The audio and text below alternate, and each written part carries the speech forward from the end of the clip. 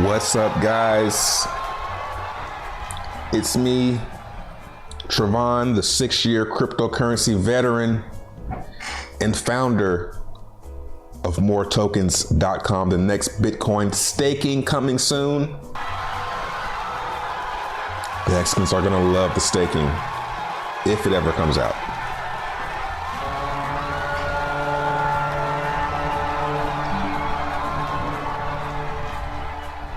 Send out the alerts.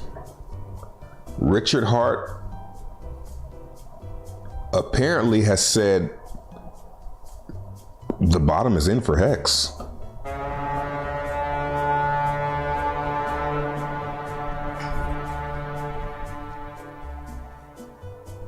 We're going to talk about it. But let me get everything set up.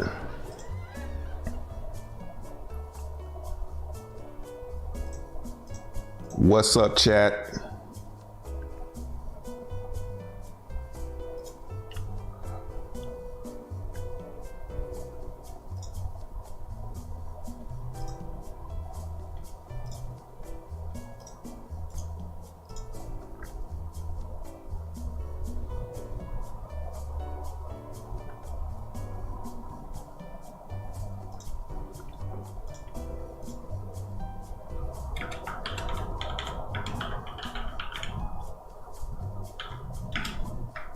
No, I haven't seen this clip. Someone sent it to me. It's actually a video clip. And we're gonna talk about it. Hedron also pumping. Hedron is also pumping. The Mexicans have done it again.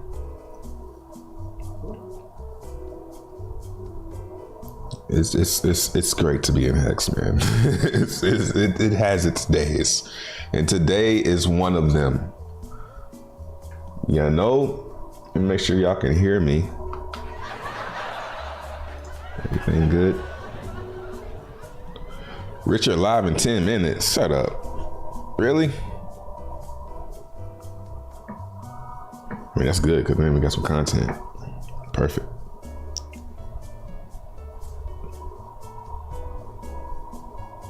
Banter. Nice. Let's check it out. Send the links. Give me the link. Ben Baller calling Richard Hart a clown and RH calling him out. I mean, Ben Baller, I mean, if you can get Ben Baller, you know, if you can clown him on the flex game, that's saying something. The guy's name is Ben Baller.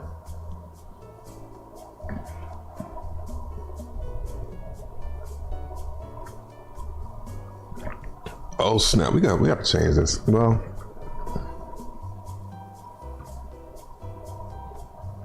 banter link. Send the banter link. See, that's why I say I come to these streams to learn. And today I just learned that a stream is about to happen. Crypto, let's go to YouTube. Crypto Banter.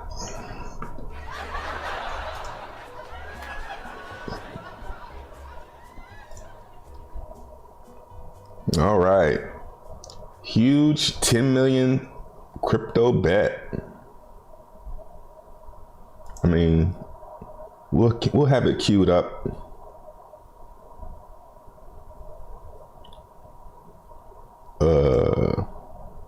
So I'm here with the next level of cryptos.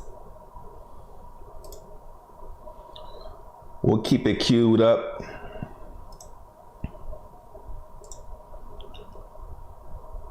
So really, we can just chill here then. What up?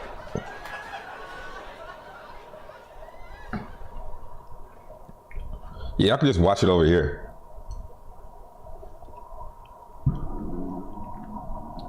Let me get that clout. Y'all watch the stream over here. We'll say,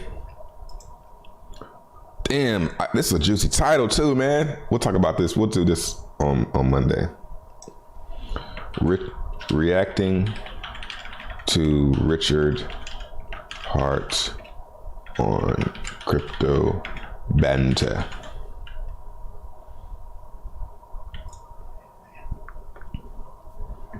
Am I live on no, I'm not. Nice.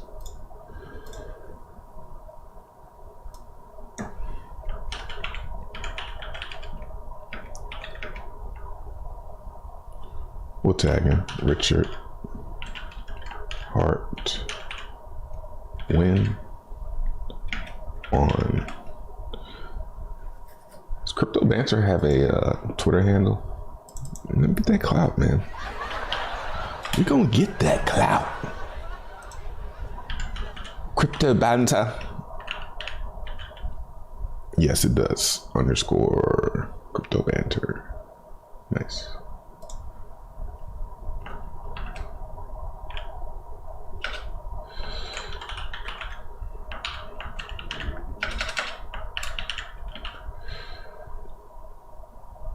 Nice. Fuck it, we'll do it live.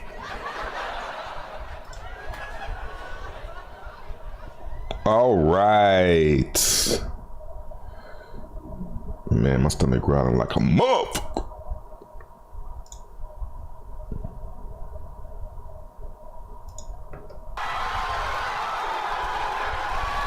What's up, guys? We're just in time.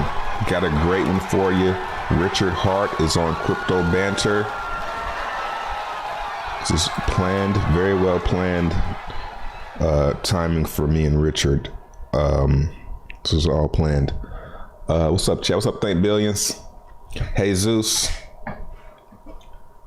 Flames, The Mango Junkie, Plan Hex, H. Freeman, Quaz the Kid. Sir, may I have some more? Nigga, give me some more. Will, Naeem bought 50 more last night. It's a good choice. I mean, I don't even know what the price is right now, so maybe it's not a good choice, but probably. I mean, it's Bitcoin, so. What's up, Hexagon? Nipsey Hussle. Nipsey Hussle just keep on coming, like, bro, go to the light, bro. Stop showing up here, man. Or maybe don't go to the light. Which one is it? Love 66 Inc. It's an inside joke to one of my arch nemesis in my Discord. The Pothead, Crypto Games Club, Hex McKenzie. Come on, man. Pause. Memes Team, DB. Let's see if it's live yet. I gotta have it pulled up. Well, y'all will say when it's live.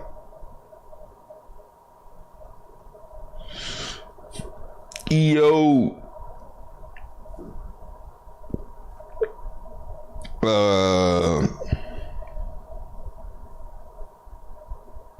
Modern Staker, Ashwin, Sicily, Scott, Sensei Dozy.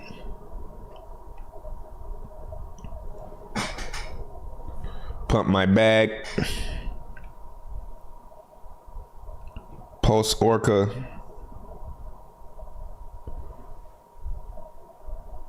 Scribe, PVM Crypto,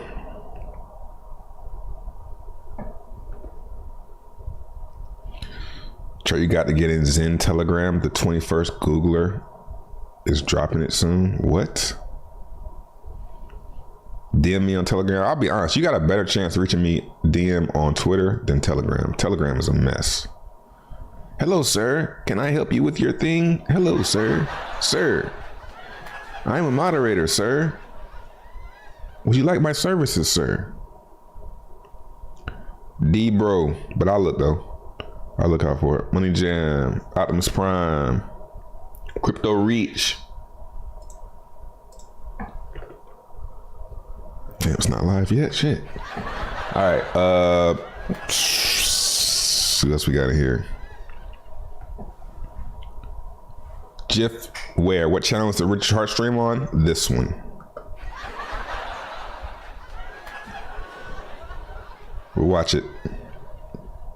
Trust me. What up, Ian?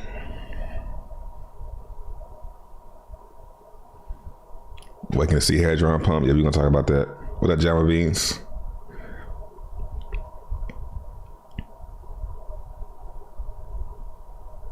Small town crip. All right, let's jump into it. Let's look at some charts while we wait. Right after this. Man, I can hit the blunt yet, man.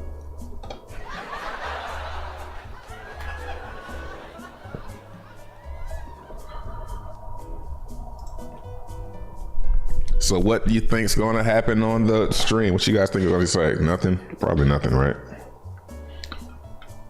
Probably going to argue about how he's got more watches. What's it called? What's the title of the stream? I can't see. Let's see. What's the title of it? 10 million crypto bet. Oh, man.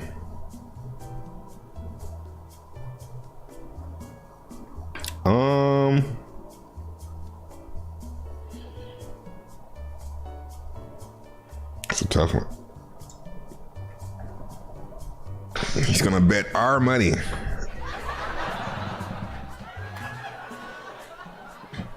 I bet you 10 million of their money. I bet you 10 million of my followers' money we're gonna go to the bottom.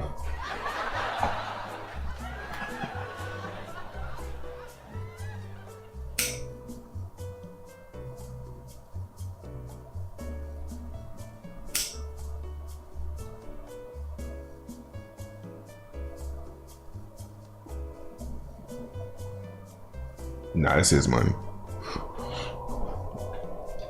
We just gave it to him. Nah, he was rich before that. Right, guys? Right?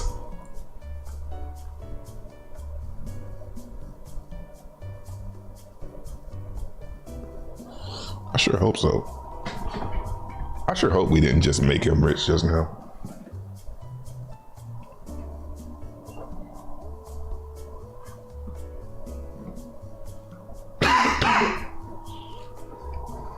I mean, yeah, he didn't start talking about how he was a billionaire until after Hex.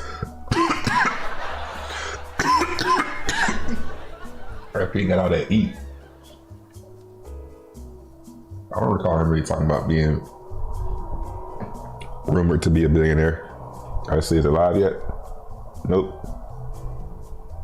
Waiting for Banter. All right. Let's look at some charts. Probably not gonna be talking right out the gate anyway.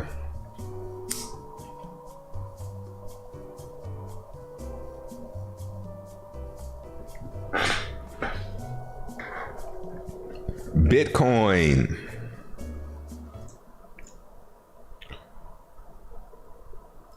One day I'm gonna forget to hide my camera and I'm gonna be over here.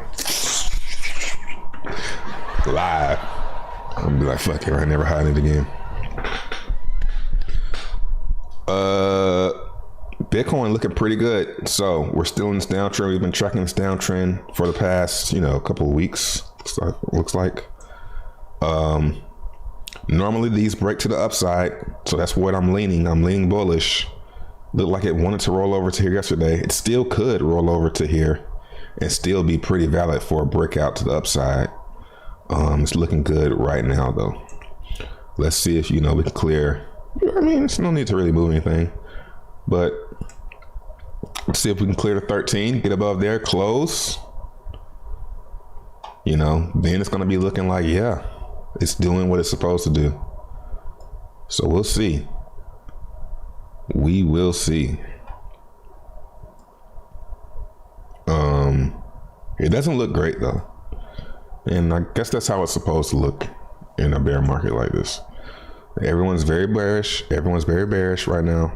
Not many people are bullish. I mean, I don't see it. I'm not really checking crypto content anyway, but every time I hear somebody talk, they're usually saying things are about to get pretty bad. Every time I see somebody type something on Twitter, it's about how bad things are about to get. It's never about how good they're gonna get. Maybe that's the echo chamber I'm just in. But either way, that's pretty much what everyone's saying. So yeah. Yeah. I think we'll come back next week and these will be crossed. What's up, chat? Wow, clickbait much? No. What's the title say? Reacting to Richard Hart? We just started. But you know that though, you're just trolling.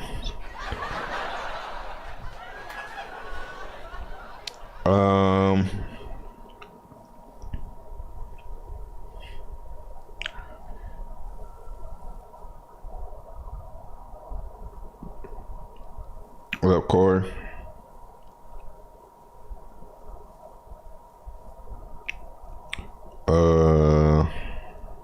Hex and more.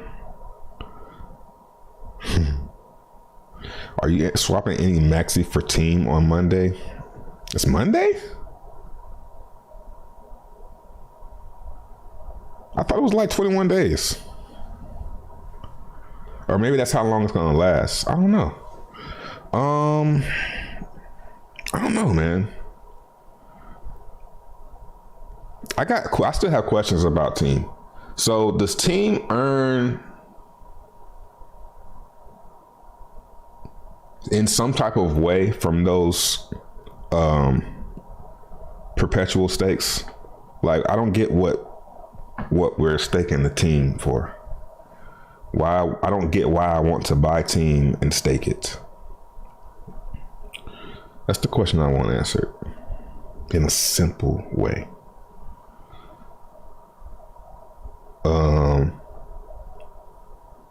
What up, DPs? Nigga, give me some more. Hey man, airdrop. Let's go to Twitter. Are they started yet? Oh, yeah. You also add with what's his name? George. Well, this thing is just fully sold out, huh? Incredible. These guys are just, yeah, I don't really like crypto. I just talk about it. Yeah, man. Yeah. We'll come back when they get serious. I'm the Jokey channel.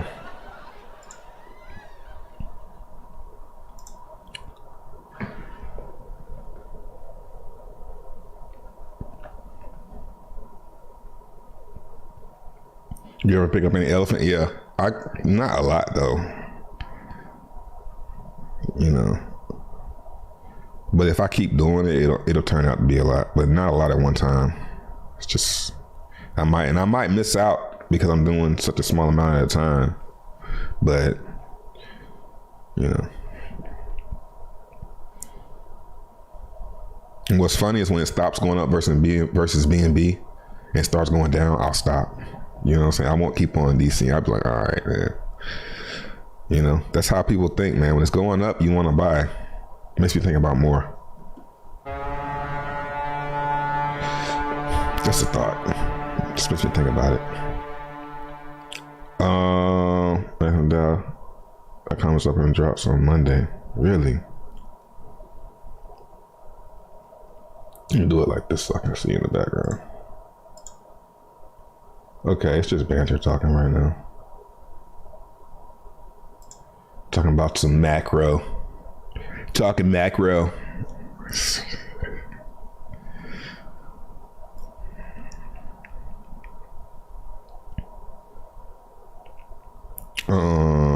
Trying to take profits on Hedron.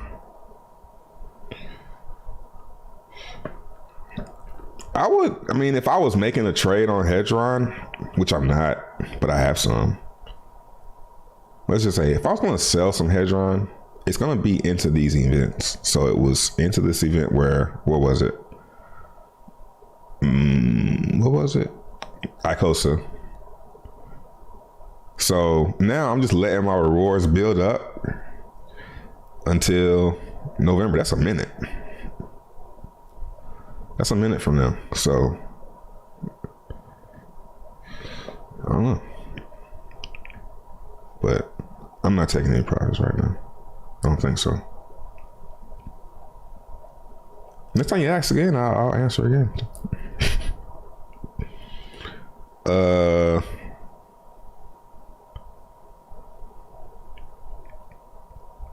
Yeah, I'm not George. I am not George. Yeah, selling hedge right now for November HSI auction is foolish. I got some questions about that too, because a lot of people say those stakes are going to get liquidated. And then I saw somebody right before I ended the stream yesterday.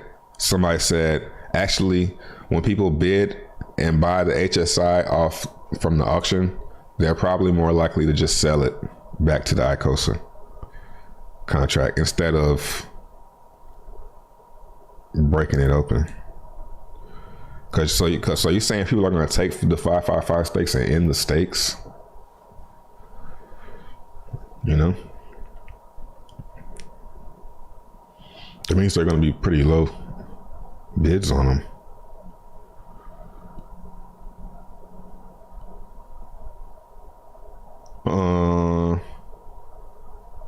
PulseChain, yeah, I haven't checked that in a while either.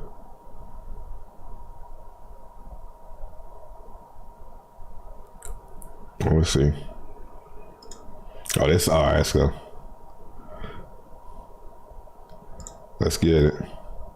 Let's get it.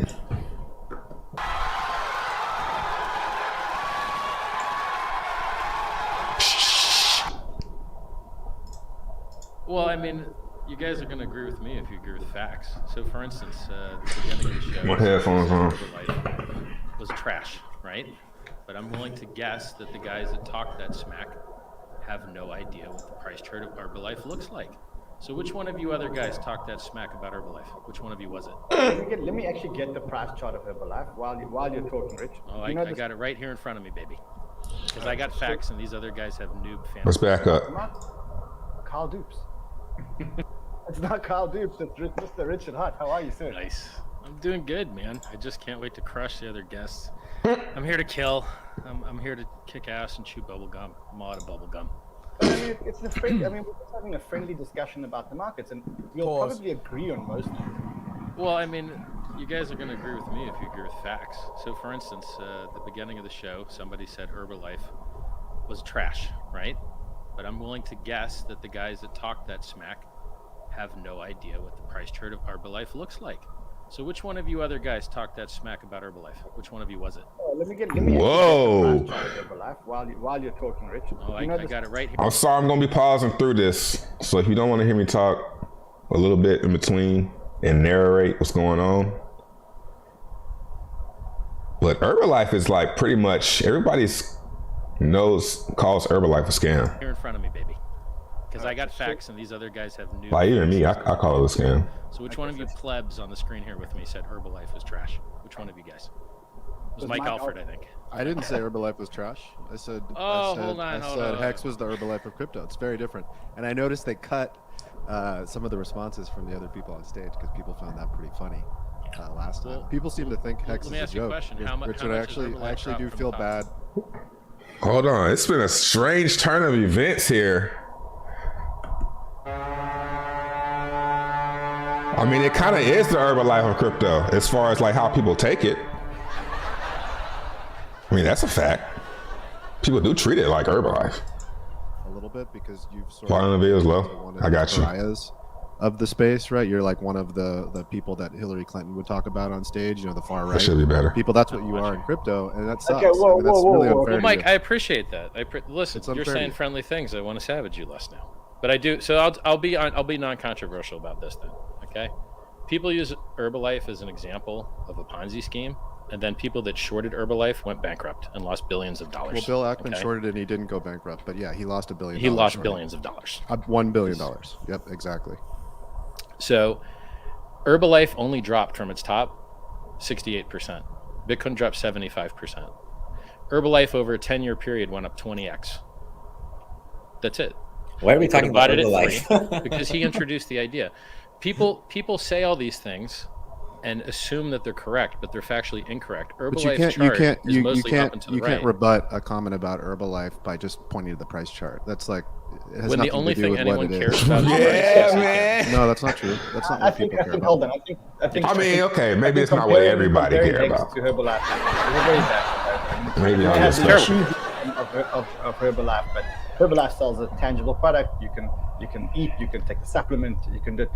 Hex is a very, very different story. So I think before we get, Wait, you're saying you can't eat Hex? That's funny. Rando, before we move off, the point is not about the price chart. The point is about the cult of people that shill this token the same way they shill the diet products, right? It's not a multi-level scam. Richard is highly intelligent, because every single thing that he did with Hex was designed to just go right beyond the limits of what technically is a multi-level marketing scheme, right? Or just beyond the limits of what is technically a Ponzi scheme, right? So Hex is not a Ponzi scheme.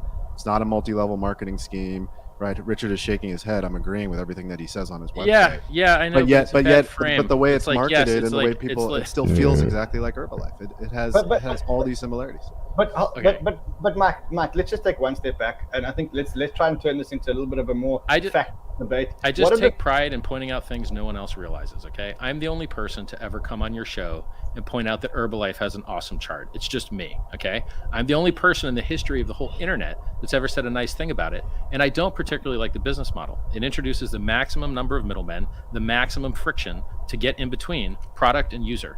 So it's completely inefficient. Yeah, I do not like middlemen. I do not like MLMs. I do not like pyramid schemes, which is why Hex had a 1-year referral program that was programmed to terminate after a year. And so we had a referral program. I programmed it to terminate after a year because I don't like MLMs. I don't like Ponzi schemes. So I'm the grand champion. I agree with you. See, I knew I was going to love this show. Rich and I agree on so many things. Okay, so I think let's first say, guys, if you are here, just smash the like button. If you're not subscribers, for all the Hexicans who are here, subscribe to our channel, join us. Let's have some fun here. And also let us know in the comments what you think of the guest points. Let's start off with something that I think some of us may actually be able to agree on, and then we'll go into Hex and we'll go into Pulse. I want to talk about Bitcoin, and I want to talk about where we are with Bitcoin.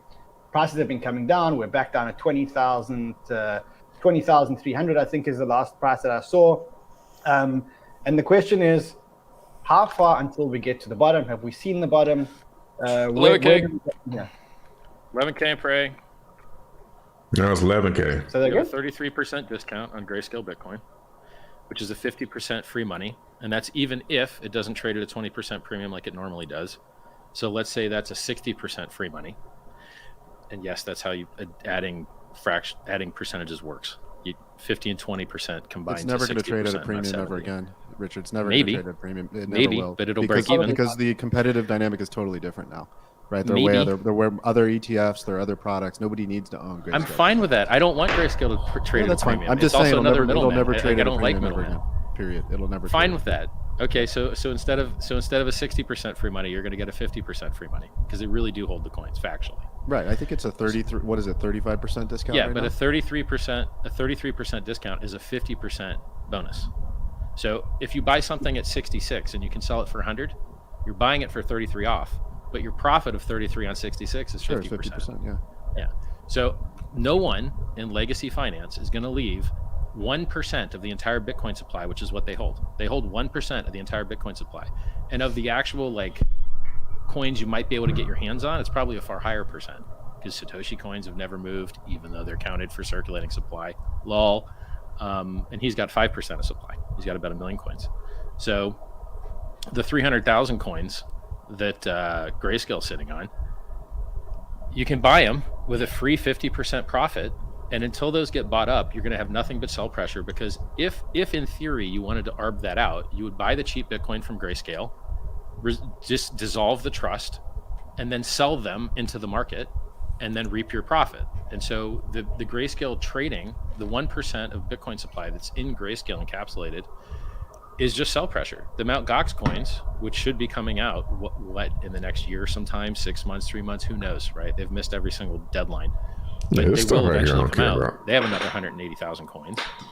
Finex Hackers got 70,000 coins that DOJ is trying to sell. And then Ross Ulbricht has who knows how many coins that the marshals are going to sell of his. And so we have untold sell pressure everywhere. And we're going to have the staked ETH come out when the merge happens. And so all that 10% of ETH supply that was locked up as staked ETH, that can get dumped on the market too. and it's another buy the rumor, sell the news event. So you've got nothing but a perfect hurricane of downside for Bitcoin, and you're now sitting I'm with him on the 10 ETH or too. 11 or 14% over the local bottom of 17,400. Lol, dead cat, weak bounce, terrible, trash. Jordy, what do you think? I mean, some of these things are just factually completely untrue, of course. I mean, I don't know if Richard knows that they are, or he just says these What things. is he saying is not true? First of all, with Grayscale, nobody can just buy some Grayscale and like liquidate the trust. Only one person can liquidate the trust, and he has no incentive to do so because he's earning 2% on that huge amount of money every year. So basically, if something's at a 20% discount, the market is saying, I think this is going to remain locked up for 8 years or 9 years, whatever exactly 2% to the ninth is. So like 1.02 to the ninth is the discount that you're getting if you think it's going to be locked up for 9 years. Barry has no reason. Let's see what he says to that. When he seems pretty confident every year, right? Can we agree that the legacy markets front ran the Coinbase listing, and that's the reason that you saw Grayscale premiums run up before the listing, and then you saw them fall shortly before it and continue to fall after? Can we all agree on that? No, we can't agree because the premium was there for years. It was there because there was no accessible way for Americans, like in an IRA account, to get access to it, right? So people were desperate to get Bitcoin exposure. It was an easy way to do it, and so it traded at a premium for years, but it flipped negative because everybody thought there was free money lying on the ground, BlockFi, Celsius, etc., right? Everybody was taking that NAV trade, and so that's when people got trapped because people got greedy and they were trying to arb that, and they ended up arbing themselves to death. There is absolutely no reality in which that Bitcoin is not sell pressure or virtual sell pressure by absorbing buy pressure at a discount. It's psychological, either because Richard, it's literally it can't be sold right now, so it's psychological. It's all you just told me they sold 2.5% of it every year. Your words, you just said it. You just said they sell $600 million a year. That's not what he said. Words. That's nobody said that. He said he would never wrap up the trust because he's getting 2% a year. But do you think he's selling those immediately? $600 million. Well, where's the Barry has so much cash flow, he doesn't need to sell Bitcoin. He just takes the Bitcoin and puts it on his own treasury. I think we're arguing semantics here because it doesn't matter whether they're selling or not. Anyone who owns Bitcoin and is going to hold Bitcoin for the long term can sell their Bitcoin spot and buy shares. What about PulseChain? I haven't even thought about PulseChain. This whole shit, I ain't even thought about PulseChain. If you are thinking of holding Bitcoin for 10 years, literally, I haven't thought about PulseChain today until that message. 10 years, that's how little I think about that shit. Only when people bring it up, it's like, let's be clear about that. It's not Bitcoin and cold storage, right? Which has a lot more value to an individual. That's how you got to get with that shit. Trust where there is party risk, right? There's a risk that somebody else. I'm not even looking for no PulseChain. Custodian, Coinbase could lose the keys. Their custodian could go bankrupt. If their custodian goes bankrupt, then it doesn't matter whether you own something called GBTC. You don't actually own anything. I agree with all that, but it's still just sell pressure. Let's not stick on GBDC. So, Jordy, you're saying that on the one hand, you're saying you're not worried about the GBDC sell pressure. I tend to agree with Richard here. For as long as you can buy Bitcoin at a 35% discount, there's no incentive for you to go and buy it on the open market if you're a big institution, if you're a big fund manager, because you don't really care about holding your own keys. In fact, you maybe even prefer to get an institution to do it for you and to leverage off their insurance. What else? Institutions care a lot about liquidity, right? So if there's something that you're not going to really have a lot of liquidity in, you will give a premium to something else. Now, whether that premium should be 30% or 10% or 20%, it's a different story. But I guess, so these guys are bullish. Price, if it's going to go up, like everyone else. I think we all know that it's kind of been in a rather large downtrend. I mean, there's two ways to look at this. One is, we're at a huge discount. This is the time to buy and just wait because, historically, things go down 80%. You wait. Well, these guys are you do pretty permables. Well. On the other hand, we have to admit, there's a little bit of a crisis in Bitcoin right now in terms of the, I'm not a permable. What's the story? So okay, let's see. It was supposed to be kind of acting well in inflationary periods, and we saw that kind of shitcoins did really suck up a lot of the extra liquidity. And now that we're entering a stagflation period, is where we'll have to see will it kind of be a stagflationary protection or not? Permable. So that's really going to come into play over the next year. So I must say, why don't we just raise our hands if we call the top on the day? I called the top on the day. Didn't you guys call the top on the day? I called the top on the day. Richard, you're not a circus clown, though. Come on, what are you talking about? Nobody who cares about markets and investing over a long period of time thinks it's cool when somebody says, hey, my one claim to fame is I called the bottom or I called the top. That's not sustainable value creation. You keep doing that. I did this. It's the cars and the diamonds. Nah, man, he keeps calling the top, bro. What the fuck? He called the top twice in a row. The first time it was kind of weird. All right. And it's like he keeps on getting the tops pretty right. I mean, at the same time, it's not really hard to do. It's not really hard to tell when things are topping out. Like, nigga, I call the top. That's like your whole shtick. That's your whole shtick. My video on my channel, so it ain't hard to do. I promise you will get there. Does no one care about the price but me? Is it just me? You care about the price more than you care about value. You care more about it than you care about fundamentals, right? This guy right here, man, he's a good arch nemesis right now. Right, which is how people got crushed in Terra Luna. Pollution? They didn't care. Bitcoin's backed by pollution. They looked at the chart of the price chart and they said it's up 50x. It must be good, and then they lost all their money. Right? This happens over and over again in financial markets. Over and over. I mean, nah, bro, nah. If you want somebody to found a coin, you know what I'm saying? Come on, man. Get real with yourself. How many places can you buy a Bitcoin miner from and be profitable? 2? Hey, Richard, how many pools can you use? 5? You're really, really good at tricking stupid people. That's like your whole shtick. You've been doing it for a a long long time. Answer the question. You're just not as good at tricking people to actually understand how markets work. So like, raise your hand again and say, I called the top of the market. Nobody cares. Call the top twice, 2 cycles. Nobody cares. Nobody cares. Circus gave away $500 million of free money to I mean, yeah, nobody cares, but I mean, the people that got it do care. So it's like, you know, like it is kind of fucked up because he's like, nobody cares. Well, shit, nigga, I care. What the fuck? I'm glad I ain't miss out on that shit. You know? Circus tricks. Free self-help books, free self-help videos. Call the top actually, could you? Free. I'll send you my address. I would like one of those. I just want to see what. He's got a. What's this? Whose spirit is that? Like he be seeing people in people. I can't think of who it is though. So I mean, I am a little bit concerned about the Bitcoin thesis. I must be honest. I think Bitcoin's gone through multiple theses. His waving and saying, "Yeah, I'm the greatest, I'm the best." It does get kind of old, but yeah, it's like if you want to get to the basic people, you know what I'm saying? The cash wasn't really good cash. It wasn't really a good inflation hedge. Do you guys believe long term that we're going to get another all-time high? And if we do get another all-time high, that it's going to go. I think the truth of the matter is Richard Hart is an underdog when it comes to a product because he doesn't appear like any other. Like you expect that from this guy. You expect it from this guy. You see what I'm saying? So he's kind of like the underdog in that space where I think he's doing that shit intentionally though. Like, cause he was a lot more clean cut than he is now. It's inevitable. Yes. If it's as long as it's priced in US dollars or it's an all-time high, and if we do get another all-time high, it's going to go another 5x, 10x from here. It's inevitable. Yes. If it's as long as it's priced in US dollars or euros or yen or as long as other fiat currencies exist, Bitcoin will eventually be worth more. How much more? Nobody knows, right? And anybody who says they do, anybody who says they can call the top or the bottom or whatever, it's circus tricks, right? Like it's nothing to do with long-term value creation. Value of Bitcoin is that it sucks up the liquidity from these weaker assets over time, and it's just going to systematically. He just called a Hexagon stupid, yo. When you really think about it, and like Hexagons, man, some of them, yeah, they stupid. You can tell they're stupid, but it's a lot of like type people, you know, and they gravitate to Hex, man, or gravitated to Hex. The next 3 weeks, right? My time horizon is the next 3 decades.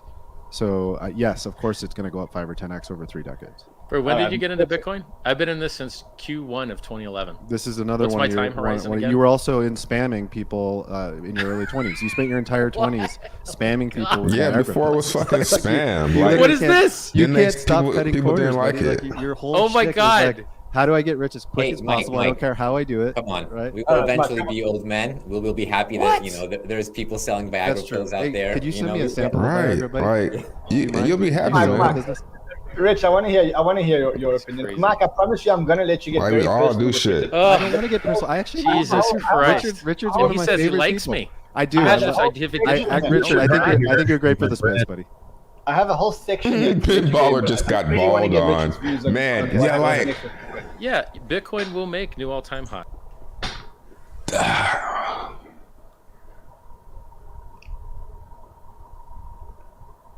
don't know. I don't know if there's any other people trying to do that to celebrities, but like calling celebrities out like that on the flex and shit. I don't see. Maybe it is people doing it, maybe it isn't, but he seems to be the only one that's actually getting traction doing that shit. So I think that shit could work if he keeps doing it. Nice, particularly when it's priced in the dollar, as Mike said. It's very underground. It's kind of like an underground rapper. Like when you see what's happening, like the people that he is targeting only care about the price going up, only care about making money because they're broke, right? So, yeah, you know, a big financial guy might not care about, you know, him talking about he called the top, but a small one will, you know? It's just at the top of its S curve. Everyone thinks they're He's talking to a younger, not a younger, but a less. Thinks they're early, even though it's a ticker on CNBC, and Jim Cramer financial talks about literacy. It all the time, and it's the world's richest guy bought it, and a country made it legal tender and FOMO'd it. Like, guys, pro tip, you're not early, you're late, okay? It's old, crappy, garbage technology that's slow and is actually buggy and has no roadmap and didn't even follow the roadmap they used to have. And so if you buy it and it doesn't have another inflation bug, hopefully, of which it's had two, then maybe you'll get a 3x or a 4x over 5 or 10 years. Congrats. You waited 5 years to be down money right now. Versus inflation, you're down over 5 years. Garbage. Top of its S curve. Trash. Is there a price at which you'd buy Bitcoin? Is there a price in the cycle that if Bitcoin goes down to $5,000, you're not buying it? I mean, if it dropped 98%, maybe. So but a 95% drop, probably not. I'd just buy Ethereum instead. Ethereum's better than Bitcoin in every single possible way. So, like, why wouldn't you just buy that? And I hear the difference of opinion, Richard. Like, I don't disagree with everything that you're saying. Bitcoin is much bigger today than it was 10 years ago. But the main difference of opinion that I hear is that you think of it as a tech stack, and I think of it as money. Ben Baller, but you're wrong. No, but you don't know that yet. It either you're is measurably or wrong. Oh man, it is. I'm not measurably wrong. Bitcoin goes up every and week, down. every month, every year. There are more wallets. There are more people in the emerging world using Bitcoin as an alternative store of value. Yeah, maybe he didn't look into Ben Baller because I'm like, Ben Baller. All I know him for is like jewelry and shit. Unless I'm mistaken. No, it's not you true. want to cross the border Let's in measure the Central Africa fundamentals. to get away I remember he used to hate me too. We were just walking the other day. Tribe, guess what? Ready? Let's measure That's some stuff I ain't really trusting. Like, I'm kind of on the edge about it, but as a where are all the new product, users? Ethereum. Again, where is all the developers? That's where it's kind of weird. Ethereum. Where's the price performance? It's like, I mean, he could help, but it works. Where's the anonymity? Great. Ethereum. I can't stop staking that shit. Every time I get a stake, I want to restake that shit. I want to get some more. Ethereum. Where are you getting a free copy of all your coins with PulseChain.com? Ethereum. Bitcoin's getting none of that. Bitcoin is a piece of trash, top of its S curve, lame duck garbage, and it had 5 years to be now at a negative. What did you think that people that bought in 2017 at the top there would be negative after 5 years? Nah, they are. It's disgusting trash. Nah, the developers are leaving it left and right. Peter Woolay doesn't even have the right to push to the GitHub anymore. He gave up his keys. Everybody's leaving. Everybody $1 million by now, bro. 2024 happened. 50 cents. They're down 90%. When are they going to be? Look at him. Like dude on the bottom. In like blue he air. know he wrong. Well, here's the problem. Hex went up versus Bitcoin 30x the first time it died when I called the top and it dropped in half.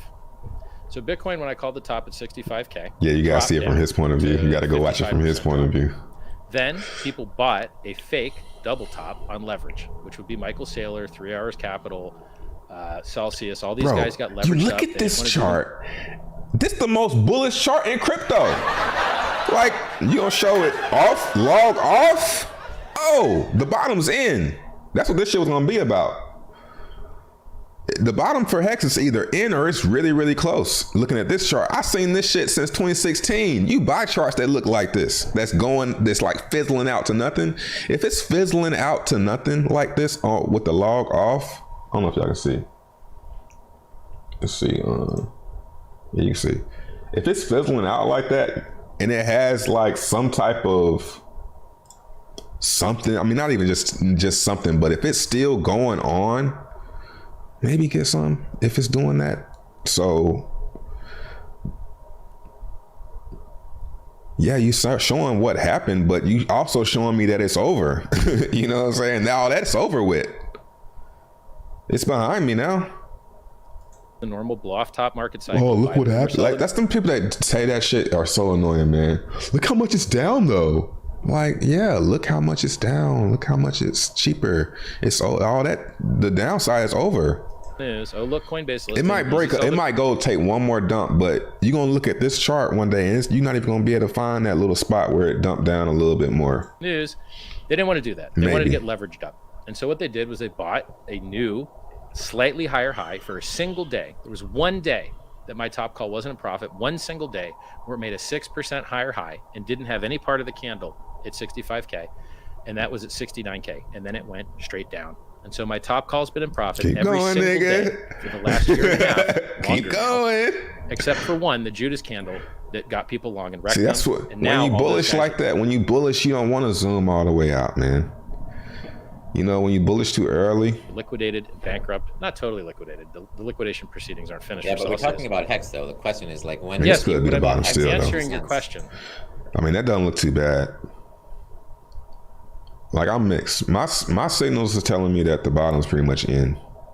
We probably gonna run up and roll over again though. I'm answering your question. Hex ran up 60x versus Bitcoin the first time it died.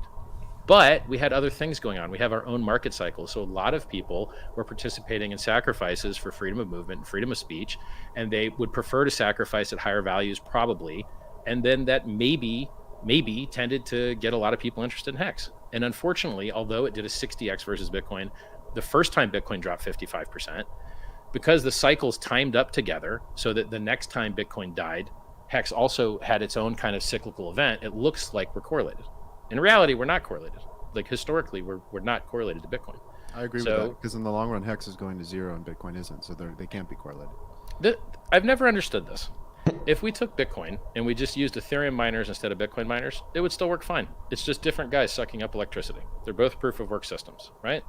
And then if we said, you know what, we're going to inflate, not to blow up the environment and use SHA-256, but we're going to inflate to get you to lock up your coins, it would still be Bitcoin, but a proof of work change. And that's all Hex is. It's literally Bitcoin with less negative externalities. No, it's an Ethereum token. It can't be Bitcoin. Sorry. How many inflation bugs has your coin had too? Like, this is the winning argument right here, man. This every time they go with that, it's like, man, Ethereum's more secure than Bitcoin. Token? You don't realize that ERC20s are more secure against inflation bugs than Ethereum itself. Because nobody knew that shit. Literally an inflation bug. But it's by design. It's designed. Then why is it up? Why is it up 250x versus Bitcoin? Hold on. You're not going to win the Hex debate, sir. Mike, you're not. Don't even try that shit. You have a lot of Hex is solid. I have a lot of love for Richard. So what I'm gonna know, but towards Hex. I know you love Richard, but it sounds like you have an issue with Hex. So I don't. I think it's one of the most brilliant. He scam thinks that projects ever created. Let me show you. I think it's one of the most intelligent scam projects ever that has ever existed. I give Richard a lot. He's been working on this since his 20s, right? He's been literally doing scams since his early 20s. He's got 20 years of experience. If you look at his resume, it's like scamming people with audiovisual equipment, spamming them with anti-aging pills. Hey, let me finish, Richard. I let you finish. And so now he discovered crypto, and he's like, how do I make the most money? So first he learned Bitcoin. He was one of the best Bitcoin maxis. He stood up and yelled down Craig Wright and told him. There's no doubt that Richard Hart is trying to make money. There's no doubt about that. Like, I think Heskins, if you don't know that, then you're off. He is trying to make money. But I think he's trying to help. He's either trying to, I think it's a mixture of two things. I think he got in crypto early. He might have a lot still, which I'm starting to be like, I don't think you got a lot. And so he kind of regrets how much he could have had. So he's trying to make it back. But the best way to do that is to make an awesome thing in crypto that you can't really defeat, So yeah, I think he's trying better than most Bitcoiners. That's why he demolishes the Bitcoin maxis every time he tries to do a debate with them, which I agree with. Which I think it's stupid to try to debate Richard on Bitcoin. But the problem is that he's so smart that he created this thing that was guaranteed to fail because he thinks it's funny. And I figured out his fatal flaw a few months ago when I was going on this Hex documentary. I finally figured out Richard Hart. I think the thing that Richard Hart believes that's most important in all of this entire conversation is that literally everything in the world is a scam. Google's a scam, Facebook's a scam, Amazon's a scam, Bitcoin's a scam, Ethereum's a scam, Viagra's a scam. So like, all that stuff is a scam when you really think about it. He's just trying to see who can make the coolest, biggest scam, and he's very good at it. And that's why, again, I respect him. Isn't that what everyone's doing though? At the base of it, when we talk about like capitalism, for the most part, most products, you know, I watched Holy Man the other day. Go watch Holy Man. You don't need that shit, man. You don't need those Nikes, man. It's a scam. But I think that what he does, he's one of the best in the world, and you know that's saying a lot right there. How would you define what he does? How would you define what he does? You said he is the best corner cutting scam producer in the history of the space. Like he is able to basically find everybody's man. I see what, as far as like selling the thing, he does like cut corners about like a win, like 100% uptime. I'm so sick of, come on, 100% uptime. Tucanair had 100% uptime. It hasn't been off. It's pretty easy to have 100% uptime. Maybe not easy, but it's not that hard. You know what I'm saying? So it's like, that's a pretty weak one, but it's true. So like a user that's cutting corners. Who wants to get rich quickly, Richard is their man. Richard literally knows how to like hit every little serotonin or endorphin receptor in their brain with everything he creates. And I think it's pure magic. And again, is it the $1 million Rolex? I think it's the cars, it's the Rolexes, it's Hex, man. The whole vibe. You're really funny. Like out of respect, like it ain't really got nothing to do with him, man. They're going to lose all their money, right? So I think it's important to say. I'm sure you do think that. Yeah, he's a great salesman. Suck, and my gains don't. So what he just performed in debate tactics is called a Gish Gallop. He says 50 things that are wrong, and then it takes so much time to rebut them that you just basically forgot. Yeah, it's rare outside of crypto, for sure. But I have an okay memory for these things. So one of the first things he said was, I sold anti-aging scams. Can you tell me what the product was called? But that says a lot about Ethereum. That says Ethereum has had 100% uptime. Bitcoin hasn't. The price it was at, or what the packaging looked like. No, you can't, because you just said something is that a Gish untrue. Gallop? You're the debate tactician. Go. Tell me the name inconsequential. of this thing that it's an inconsequential detail. Let's talk about Hex and why it's gonna. No, you just called me a scammer, and I just said you're lying, and then you're like, what? You didn't make an accusation. I never sold anti-aging products in my entire life, ever, never. Okay. You never sold. There's a video you never where I sent volunteered emails recommending that people buy these pills. Oh my God. Dude, I got sued for $500 in civil court 20 years ago, literally 20 years ago, in small claims court, where you can't have a lawyer. That's what he says back to that. It would have cost me more than $500 to fly to Washington State to defend myself. Getting sued for $500 in small claims court in Washington does not a spam king make you. And by the way, since you like to call me a spam king, I haven't heard of any spam for Hex or Pulse or anything that I've been associated with for 20 years. So except for those letters. You call me a scammer to my face, but then you smile while you're doing it. You come on here and call me a scumbag to my face, but then you smile while you're doing it. I'm the guy that sets people free. I'm the guy that tells people the truth about crypto. Well, you were deleting tweets shilling Bitcoin going to 120K. I'm not deleting my tweets because I'm not a scumbag. You're deleting your tweets because you're a scumbag. You're a top buyer. You got your mom to buy the top or lied about it in a tweet. Which one was it? There's a Mike Alfred's mom got wrecked Twitter. Yeah. Yes, because this idiot bought the top along with Michael Saylor when I told everyone it was the top. But instead he got his own family wrecked. I had to block that one because he was spamming. It was replying. So if you want to, just go to Telegram and look up crypto deleted, and you'll see all his deleted tweets with the timestamps. Okay? Because this guy lies to your face. This is a guy that sells you the top. No, it's very relevant. If we're discussing let's talk about Bitcoin. Screw Hex. Let's talk about Bitcoin. He just said I know more about it than everybody else. His mom. Okay? You want to know when the best time to buy Bitcoin was? When its inflation was the highest. But he calls Hex an inflation bug. And I think that's really funny. That's correlation, not causation. No, it's not. The returns weren't higher because the inflation is highest at the very beginning of the system. The system is Richard, small, so the returns are high. That's ridiculous. You said that. That's true. Totally ridiculous. I say things that are true, and they just get angry. Rich, hold on a second. I'm having a great time. I think you're great, Richard. I think you're great for the space. You know, I'll agree a little bit with both of these guys. You know, I have I study this stuff. I'm a student of game theory. I'm a student of Ponzinomics. I'm a student of the game. I have to agree with Mike that this is very well designed. Like Hex it was ahead of its time by a few years. It's beautiful. Now it's not that special. Like there's much better Ponzi's, people doing VE, they're doing all this stuff. They're doing amazing stuff now. Listen, everything else failed. Ohm failed. Luna failed. All the other things that were supposed to come in. It's a DAO. He's telling you what it is. I agree. I know. Hex didn't fail. It's a DAO. Bitcoin dropped 75. Bitcoin dropped 75. Ethereum dropped 85. Hex dropped 95.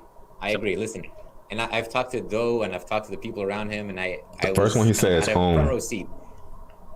Absolutely, one of the reasons why Luna failed, and Hex has not yet completely failed, is because Richard very, very intelligently put this amazing idea that at the time did not exist and now it's proliferated of locking up tokens. And actually, Doe was telling me he was considering, only 1 month before Luna blew up, Doe was considering in Anchor having some sort of lockup period so that not everybody could sell at the same time. He didn't implement it, which is kind of why what happened. Luna blew up because everybody unlocked at the same time. What Richard did, which is different with Hex, was very intelligent, very ahead of its time. People lock up for many years, like they can lock up for 10 years and you're incentivized. The average is like 7. It's like 7 years. Yeah. I mean, they're talking about how dope Hex is. And everyone's locking up at different periods. So in essence, the reason why Hex is they talking about how dope it is. Other ones that Richard listed, Ohm and Luna, he's completely right. It's because people are locked up for different amounts of time. There's no perps anywhere. People can't short. Like there's no way to short. It's not why. Listen, it is why, Richard. Bitcoin dropped 75, Ethereum dropped 85, Hex dropped 95, but Hex has been paying you interest the entire time. Lots and lots and lots of interest, which cancels out a lot of that dip. Hex is also up 1,000x after dipping 90% because they don't realize how much people made. So where does the interest come from? It comes from the same place Bitcoin miners' revenue comes from. See, Bitcoin has locking as well. You lock up your money in mining hardware, and you lock up your money in electricity bills, and then you earn yield. But people are too stupid to see the negative externalities. Every proof of work system inflates, and that hurts the price, but rewards people for on-ramping. So Ethereum inflates and has net inflation, and yet the price pumps hard as heck. Bitcoin inflates, and that's how you go from 0 coins to 19 million coins over 10 years, is by hyperinflating, basically. And its inflation used to be exponentially higher. It was 2 times higher every 4 years we go back. And so the best time to buy Bitcoin was when there was no liquidity. Nobody's gonna get it, man. Nobody's gonna get it. Like dude said, T-shares are deflationary. Like we're out here, you know what I'm saying? They don't show you for long, but the people that get it, man. It ain't really got anything to do with it. The only thing that has to do with it is that he came up with it. So Hex is, you can't take that from him unless we find out that he didn't really come up with it and he actually has some partner that came up with it and his partner, unless it's that, he came up with this dope admin keyless system.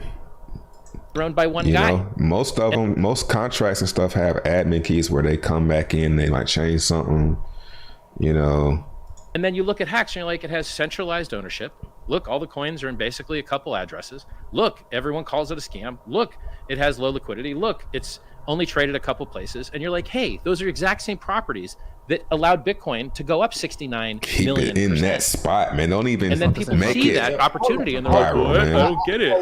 It's kind of like his whole thing is to keep people out of it and keep it pre-viral, because if everybody jumps on board and it's over, so he makes it hard to like him, because I'm sure most people, who the fuck is this guy? Every time I show Richard to somebody, they're like, who is that? You guys who do you think he is? Scam, That's right? the first. And Hex and scams usually have time periods where they collapse. So after a certain period, the scam collapses. So if you're both so convinced that Hex is a scam, how long do you give Hex before it collapses? Because scams can't go on forever, right? I don't. Yeah, the T-share. If it weren't for the T-shares, governments, it wouldn't lasted forever. So how long does this? How long do you guys give this scam? Yeah, I can answer that. In real life, in economies, what we have is demographics. And they say demographics are destiny. And if you look at a lot of the mature economies now, even China, there's a lot of people that are getting very old and they're no longer, able to work. So young people have to support them. Now, this might sound like this is not relevant, but actually this is the life cycle of any Ponzi or economy, and this is extremely relevant. So with Hex, I've written an article, people can check my Medium, the 3 rules of Ponzinomics. And the first rule, which is the most important of all, is that money cannot leave or enter this closed system. Hex has no end game unless it becomes, money. People go to the store and use Hex to buy stuff, and people get paid. I don't think so, man. Otherwise, at some point, it runs out. So why? It's never-ending speculation. It's the T-share gives it that never-ending speculation that you better stake it now because you're not gonna get a good deal tomorrow. Every single time, every single day, you better do it now because you're not gonna get the same deal tomorrow. In that sense, like Richard said, every day that you wait, you're actually losing. True. But a million percent. A million percent. Up 10,000, like up. A million, 10,000 times, and a million percent. It went up because you multiply by 100. Okay. So the problem with his 2 arguments, one is, Bitcoin is a piece of shit because it's already gone up 1,000,000%. I think now is the time to actually start making Hex tutorials. I think every Hexan that knows it, like, everyone should try and get their best explanation of Hex to a 10-year-old, how it works and why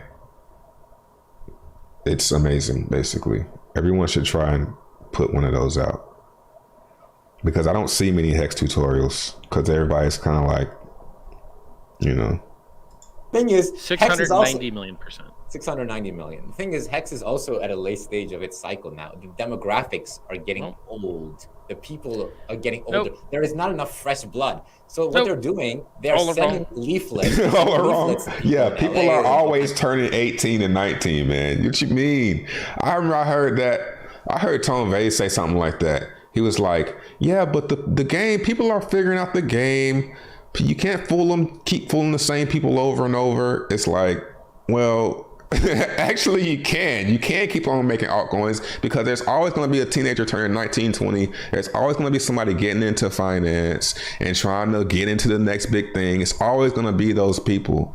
So just make something for those people and get them what they want ASAP. Make Hex, lock your coins up, wait a couple years, you'll probably be all right. Into places. They're trying to get young people to join the workforce. What does that mean, workforce? It means they're putting money. Hex is perfect for like a 18, 19-year-old, man.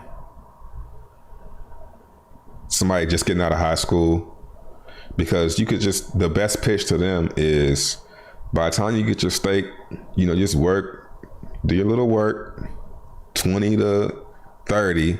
And then in your 30s, you done, you got a bag,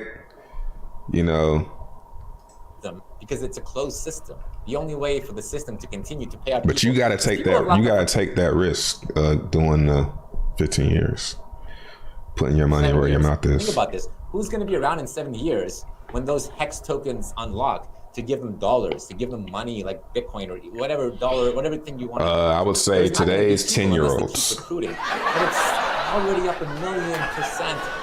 This is like an old demographic. So to answer your question, Ryan, how many years is this going to go with this older demographic? Not long. Hey guys, I found an altcoin. Not long, okay. I have an idea. How long? A couple of years.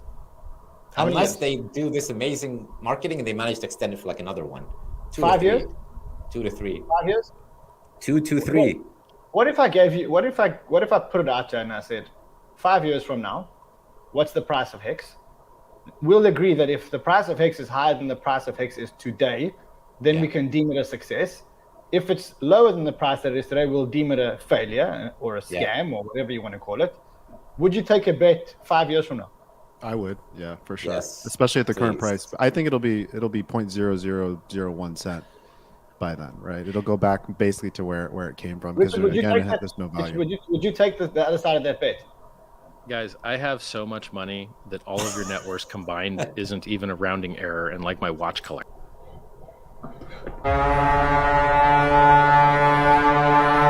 He's saying, yo, this shit ain't going down, bro. This shit ain't going down, son. This shit ain't going down, bro. If you know what Hex is, You have to kill me to make that shit go down, bro. That's how that shit sounded. That's what that sound like. Sound like what we all thinking, nigga. Election.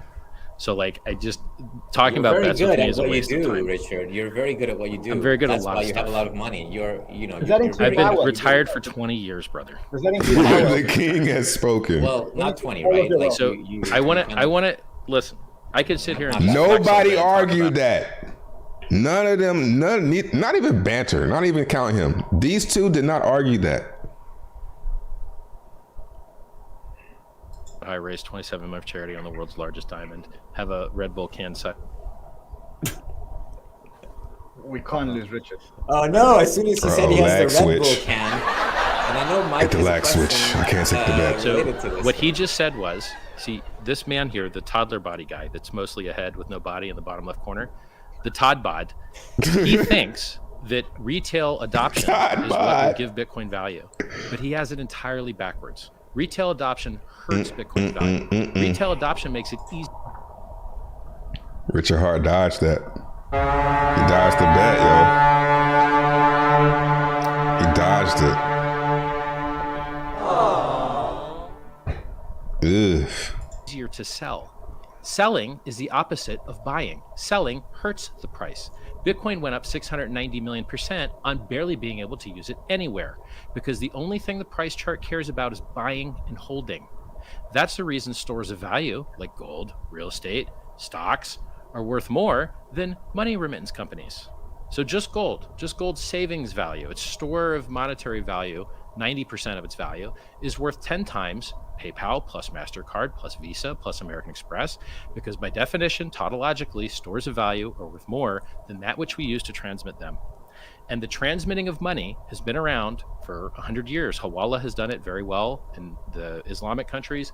You know, MoneyGram has done it for 100 years in the United States. Western Union, you name it, they've got money transfer figured out. What is new and unique and beneficial is the future market supply, which, by the way, Hex is the only cryptocurrency in the world that I'm aware of that has a future chart of market supply. We know when the stakes are ending. We know when people can dump them. We know what the future sell pressure looks like. You don't have that in Bitcoin. You don't have Satoshi letting you know when he can dump his coins. He can dump them whenever he wants. His kid could find the keys. Dump-a-roni.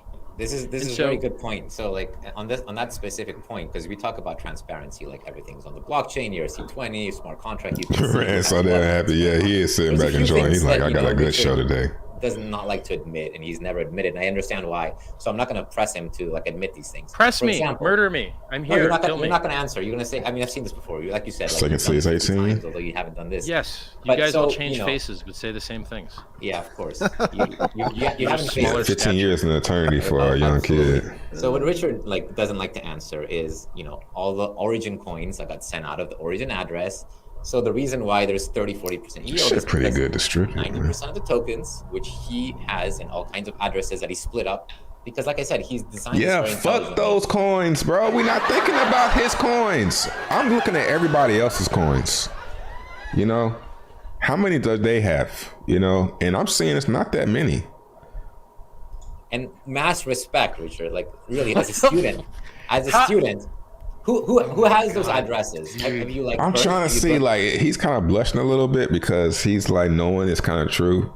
Like they are giving him his props, but it's not the props in the way that you want it to be. You know, it's like, no, man.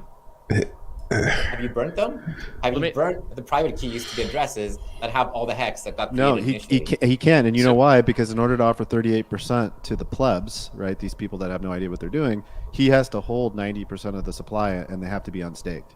So the biggest risk is that Richard is literally Satoshi in the Hex ecosystem, except he owns like 10 times as much as Satoshi, and he's around. He can decide to dump whenever he wants. Why would he That's do that? Risk in Hex. Why would he do that? It ain't even that much liquidity. Worth it. You could say that when it's at like a couple billion. When there's a couple billion in that liquidity pool, then I'm like, all right, he probably gonna take some of that. But now, what you doing it now for? I mean, and even who cares if he's selling or, you know, operating the liquidity pool or something like that? he ain't gonna kill it, you know. So that's just a dumb narrative, man. And of course he's not going to do that because Richard is a wise scammer. So like he's not going to dump that supply on the people. He's been around the block a few times. Creates he's not. token with 1,000 days of flawless operation that goes up 1,000,000% in price. It's Everything flawless about operations it because it perfect. runs on Ethereum. It's not because you have to launch PulseChain. Okay, to your credit. You launching PulseChain is a huge step for you, Richard, because it would show that you can actually create something from scratch and not just spam somebody else's crap, right? So like, you just create an Ethereum token with a smart contract. Do you understand? Now you're actually going to go big and try to do a layer one. Listen. I want to wait, Richard. 1 second. I want you to define the word scammer for me, because the word scammer to me means someone who has ulterior motives, someone who has ulterior motives, someone who says he's going to do one thing but actually do another thing, or the opposite. That's how I define scammer, right? Someone who has ill intention, someone who's out to take something from somebody else, someone that says one thing and does another thing. Can you elaborate for me why you keep calling Richard a scammer? So Hex is not a CD. Right, like let's just be clear about that. But it's marketed to the retail public like a CD. It's like, hey, here's a safe way to get a yield on your money. Unfortunately, that yield comes in the form of locking up your tokens. The only way the price will hold up during that period of time, because it's not the US dollar, right? It's Hex. It's a worthless token. If you print 30% of the money supply, right, or even 3% of the money supply every year with no economic value creation, you will collapse the value of that instrument over time. So it's a false. Bro, you don't get Hex. He doesn't get Hex. It's all getting restaked because of the T-shares. False promise. Richard is, as I said, incredibly intelligent. He knows that people will fall for this. I don't even think he thinks it's wrong because, again, he thinks Google is a scam. Thinks Amazon is a scam, Facebook is a scam. Okay, I'm right here. Can I just tell you what I think's a scam myself? You don't have to try and put stuff. You've already in my told me. mouth, I listened to one of your interviews where you called Google a scam. Stuff, but you don't have Google to. a scam. I can do it myself. They don't want to Let's get give it. Richard the mic. Look, these guys think inflation's bad, even though Bitcoin's highest gains were when its inflation was always higher, because they're noobs. They don't know anything about anything. Correlation versus causation. Very basic mistake you're making there, Richard. You should be smarter than that because you are a wildly intelligent guy. So that argument, like you're programmed, you're like a robot. Everybody? You just keep saying the same argument over and over again, but it makes no sense. Homeboy just fell for my trap card.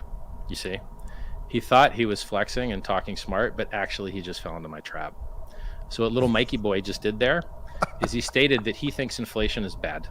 I didn't say that. That's oh, not really? what I said. So is inflation good or bad in Bitcoin? It depends. Oh, it depends. Yeah, why don't you quit dodging questions, bro? It depends on how you program it. If the inflation was 100%, if the inflation was 100%, should we get rid of the halvening? Forever? Should we get rid of the halvening? Should we get rid of the halvening? Of course we should. No. Get rid of that. Okay. So you like when the inflation rate goes down over time? Correct. Yes? Yep. Okay. Thank you. Well, guess what, buddy? If those addresses that hold all those hacks decided to lock it up, do you know what the net effect would be to retail users? If you took your 90% and you fell for my trap card. If you took your 90%, it can only get better. Richard, you fell for the trap card. You have 90% of the hex, so first of all, securities and then fraud second, charge from the SEC almost immediately. Todd Bud there. So. Hey, EOS caught a securities charge. They paid $40 million on their $4.2 billion raise and got a pass to continue doing business. So Ethereum was a security, and they got a pass and are allowed to continue doing businesses.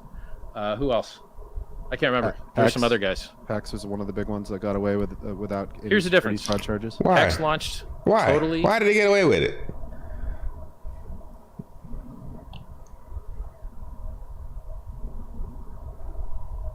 %100% complete, and it launched sufficiently decentralized. And therefore, when you mint your yield, just like a Bitcoin miner, you mint your yield. There's no middleman.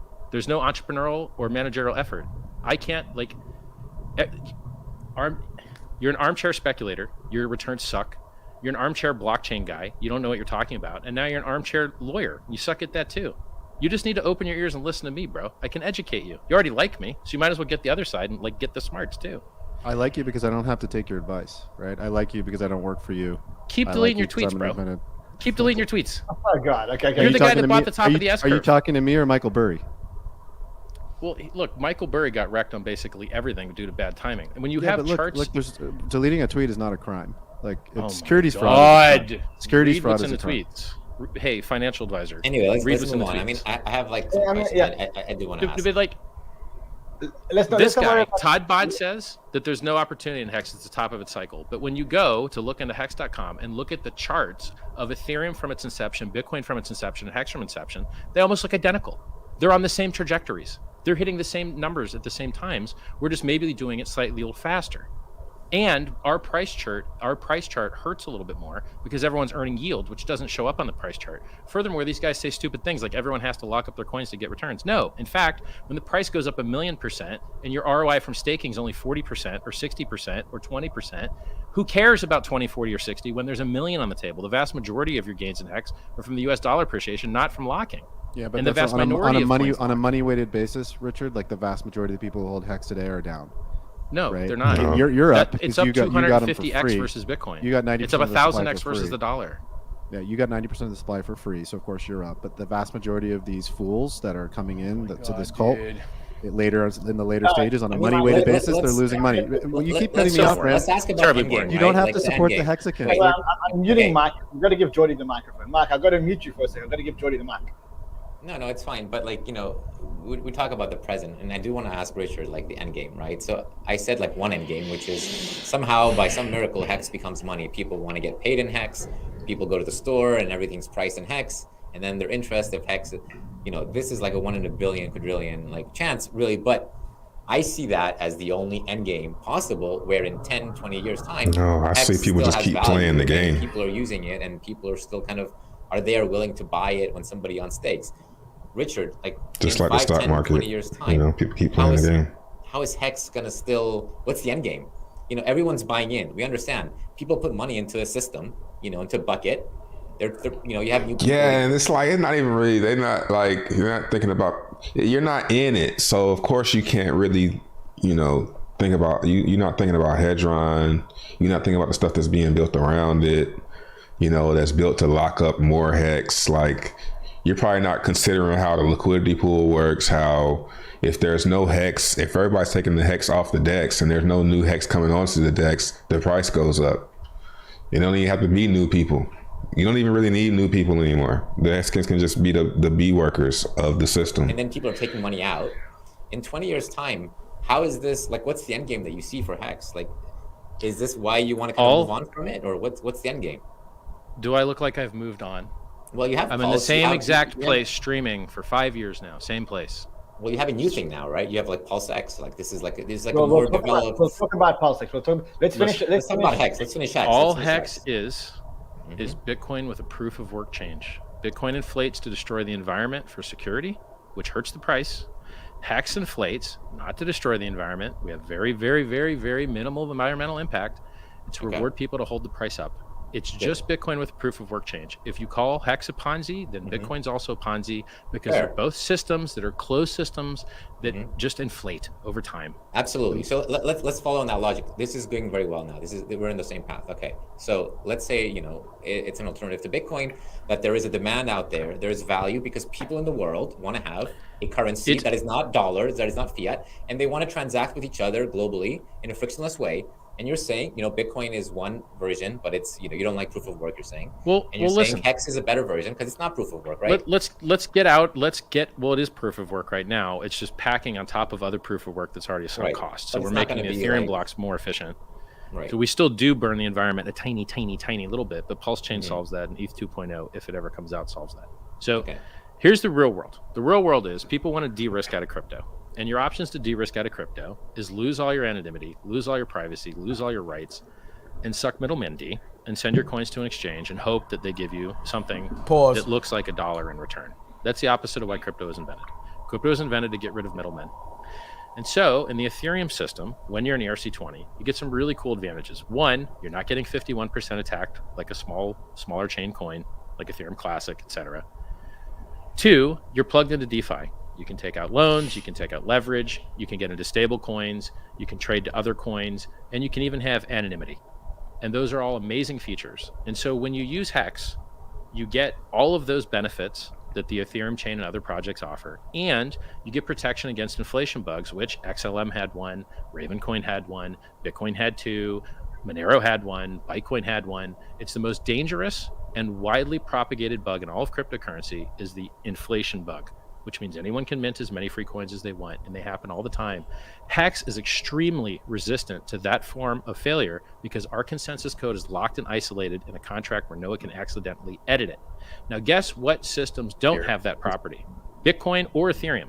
Ethereum itself is not actually resistant to inflation bugs, although it has never had one. We're getting a bit off track here. Like, I don't know what we're No, talking it's not. about. Like, Hex is more secure than Bitcoin. Explain to me how that's off track. Sure. So my point is, like, if we believe that there is a need for this digital, kind of currency that people have out there, and you think that Hex is going to be the same as Bitcoin, it's the same.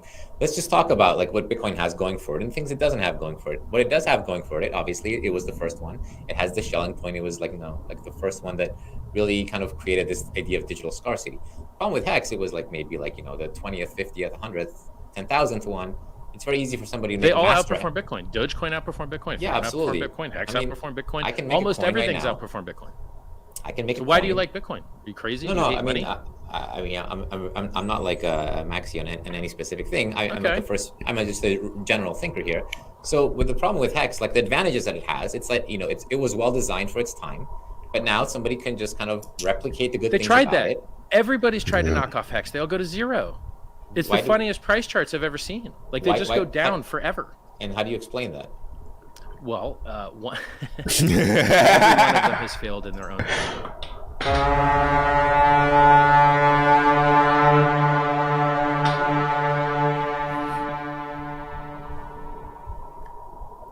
Well, I know why, but I can't tell you that. One special way. You know that family, like all happy families are the same, but every sad family is sad in its own unique way?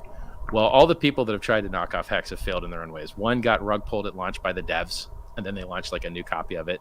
One had an inflation bug where it minted extra free coins forever. Then they like launched a version 2 of it. It had an inflation bug too. These are like forks? You're talking about like forks? No, you can't fork it. It's not open source. You can't fork it. It's not open source. So these are people that tried to implement similar game theory in their own code, and all their codes failed. Another guy tried to lock up the liquidity, and you're like, now you have infinite sell pressure, you dum-dum. Are you basically saying that like no one's going to be smart enough to create these dynamics in a new coin? Well, the thing is, like, people think you can fork code, you can't fork a community. And so Homeboy's over there calling my thing a cult, and you're like, yes, that's the best possible way to describe a likely to succeed project. I love that. Apple fans. We completely agree, Richard. Jody, Mike, what's the difference between the Hex community and the Bitcoin community? In terms of, I mean, you called the Hex community, you both alluded to the fact that the Hex community were a cult. You alluded to the fact that they were running around LA handing out leaflets to try and bring more people into Hex. What's the difference between that and the Bitcoin community? So one of the biggest ones is that the Hex community, and I saw this, by the way, Richard, this movie is going to be incredible, right? The highest stakes. I saw the first 15 minutes of it. The production value super high, right? Okay, but what's the difference? The difference is that the most important thing to understand about the Hex community is that a lot of the people in the Hex community think that Richard is literally a god. I'm fat and old. No, that's true. Like literally, that's how they start this movie. The movie starts with interviewing like 20. Some of them have face tattoos. They're black. They're white. They're young. They're old. And what do they say? How do you best describe Richard? And they say God. All of them. They only say that because God. No, she said if she just basically said if Hexkins are something, then if Hex is something, then Richard Hart is God. Yeah, that's what she said. You guys make me look so good. You think that's why? Right? Because you demolished. Yeah, if you guys did a better job at representing your goals, I would look worse. But you make me look like a god. Wait, I love that. You guys are answering my question, Mike. I just answered the question. The community thinks that he's a god. It's a religious cult. A lot of people think that Satoshi did the work of God. I'm not going to say that they think Satoshi's a god. It's totally different, Rand. I'm sorry. It's totally different. That's not the same. Tell me why. Satoshi abandoned his project, bro. Abandon it. Right, that's why he's not a god. Nobody's saying that Satoshi's a god. Satoshi was a skilled developer. I've never heard one person. Richard Hart is a sports team. I would put it like that. Like, if you like some people really, really like the Cowboys, and they'll root for the Cowboys no matter what. I don't like the Cowboys, but there are people that love the Cowboys. But I don't think that means they think the Cowboys are God. You know, I think he's like, people just really root for him. Life say that they think Satoshi is a god, but yet most of your followers believe that you are a god. He's a god that walks among men. Eagerly he's got waiting Ferraris, for he's got diamonds. He gives money to charity. He's the smartest guy ever. He can call the top on every asset on the exact Not day. every within asset. 3 hours. I can't okay, predict listen. the He walks on water. I have a slightly different answer. Like, I don't think it's Right, related God. to like how people view the leader of the community, and if that's relevant really. Like I think in terms of like the two communities, the difference is in the long term. You have the Bitcoin community who knows that no matter what, this will always be kind of the first coin, so that people will always kind of ascribe some value to it. Other coins that exist, they seem to come and go away depending on like the whims of the price. Obviously, Richard is like very proud of the price, but he also knows that having 10,000x is not going to get another 10,000x because that is not really possible. So at some point, like those communities, like the Hex community. He said, "Why not?" See, none of you guys understand what's possible. Hex only has 100,000 stakers. That's it. There's only 100,000 stakers. Maybe there's 106,000 now. We are pre-viral, man. You haven't seen anything yet. You know how many people got into Luna? Millions. You know how many people got into Celsius? Millions. You know how many people got into Bitcoin? Millions. You know how many people got into Ethereum? Millions. There's only 100,000 Hex stakers, man. We did a 10,000x on 100,000 stakers. I don't think it's a linear scaling. I think if we had 1 million stakers, we would likely do more than a 10x price performance. It might be 100x, it might be 1,000. Regardless of like how big the bubble gets, right? Like the bubble can get bigger and bigger. Like you can kind of squeeze out like maybe like a little bit more out of it before it deflates. Every single metric is improving. The average stake length used to be 4 years. I'd brag about it. Now it's 7 years. And it's just magic. The code works as intended. There's more liquidity than there's ever been. There's more users than there's ever been. There's 100% perfect flawless operation while everything else failed. Bitcoin.org had a hack on it. I had to do an emergency live stream to worry about it. Hex.com has never had a hack on it. Like everything in our reality is perfect, but then you guys yell at me. I don't understand it. Like, what more could you possibly want from it, bro? I mean, it's amazing. It's perfect. Can I just say one thing? I do agree with Richard that for the simple thing that Hex is trying to do, which is just print money repeatedly, right, based on how long you hold it and you lock it up, like it does do that quite efficiently. So. Mike, isn't that the same as what Bitcoin does? The only thing that Bitcoin does reliably is emissions. Man. Yep, I disagree. 100%. What else does it do Bitcoin's then, the first nigga? truly decentralized monetary system. Nobody can change the rules. And Richard's system, it's true it works as advertised, right? But Richard controls 90% of the supply, right? His is not staked, so which supports this 38% return for everybody else. And if at some point Richard had a change of heart, or maybe he just goes on a bender, imaginary horribles, he can start selling and dump the price back down. Right. I think that is a very important point. Ethereum can be changed. Yeah, it is good. Thanks for that one. Let's talk about something else that probably won't ever happen. Change that easily. Jordy.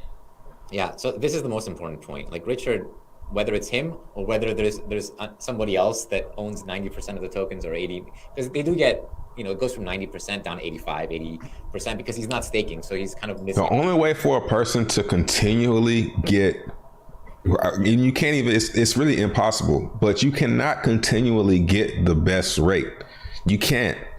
Even if you try to do that by staking for 15 years, by the time 15 years comes around, you're not going to have the same, be able to get the same amount of Hex again. And you had to wait 15 years. That's 15 years of in-between time that you don't have that sell pressure. So it's a totally different monster when you're just thinking about a coin. They're trying to compare it to a coin that just inflates and inflates and inflates. The inflation isn't mentioned until the end of the stake. So I just think they're like, not thinking about the whole picture. On the inflation. And they're not thinking about hedge run. Like, that's a monster. Remember when I'm curious to see what happens with the Maxian team, if that locks up a lot of Hex too. She used to own all the coins, and then he just got deflated over time. That was crazy. Yeah, of course. Like he's just kind of like left his over there. But let's say whoever it is, it's obviously Richard, but he doesn't want, for legal reasons, probably won't admit that these are his wallets. That's totally fine. I don't think that's important. Regardless, there's somebody out there who has the ability, whenever on a whim, because these are not staked. They're free tokens. They're allowed to be dumped on the AMM as soon as they feel like it. It's sort of like a hostage situation. It's in the community. You could even say the same thing could happen to Bitcoin. Sorry, Jody, but true. We don't know where we don't know where Satoshi is and who's got the keys to his coins. Right. How many Hex does Mt. Gox have? That's Thank 5%, you. right? Like Satoshi has like 5%. Yeah, it's orders of magnitude different, Rand. That's a really bad comparison. You shouldn't make that. How much Ethereum does Mt. Gox have? Poor Bitcoin. Bye-bye, Bitcoin. 1%. New lows, 11K and pray. How is 1% the same as 80%? I mean, the reality is Bitcoin's the world is in his hand when it comes to Hex. Like, maybe it's not Richard. Maybe it's somebody else who owns all these tokens, right? Guys, your parade of imaginary horribles is awesome. We're still up 70x versus Ethereum, 250x versus Bitcoin, 1000x versus the dollar. I don't know what more you want. Well, Terra was up a lot more than Bitcoin too. I want to stop this Hex discussion. Let's just get straight to the point. Please. You guys are willing to take a bet 5 years from now, Hex is going to be lower than what it is. Richard, you're saying they're dreaming. What are the stakes? I just look, I can never predict what the Hex price is going to do because it is an illiquid market. Anyone could pump it to insane levels by injecting, 10, 20, 100 million bucks, which there's floating all around crypto. And anyone could dump the heck out of it. Some guy just unstaked $500 million Hex yesterday and then restaked it for 366 days. I don't know who the guy is. I don't know why he picked 366 days. But everyone's sitting there chewing their fingernails, wondering what this guy's going to do. So volatility is the price that you pay for the world's best performing asset. And you prefer more upside volatility. Historically, dips and Hex have been buying opportunities. We've dipped 60, 70, 80, 90% a bunch of times. This is our dip number 15 or 16 in 2.5 or 1,000 days, which is almost. I mean, I'm willing to give a discount. I don't need today's price. I'm willing to do 50% of today's price, even 50%. So in 5 years, it's not going to be 50% of today's price.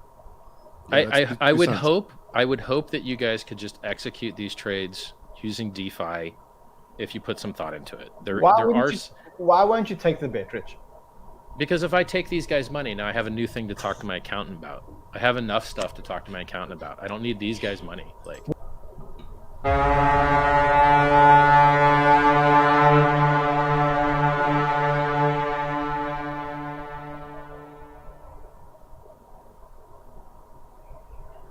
Is that a dodge? See dodge in there. Is it gonna be down? He thinks it's gonna be down. I made more money on my watches and just sitting on. Would you give them money? Would you give them money if they were right? Are you kidding? Bro, what's my reputation worth? You know why the only people in the world that complain about me are people that have never done business with me? He's here talking about audio visual scams. People whose car stereos I installed with Audio Ecstasy are still jamming and rocking those amazing stereos I installed for them. They all got amazing products with amazing warranties and amazing prices. I've always operated wonderful businesses, and all of my customers. Yeah, I say, man, it probably is a security risk.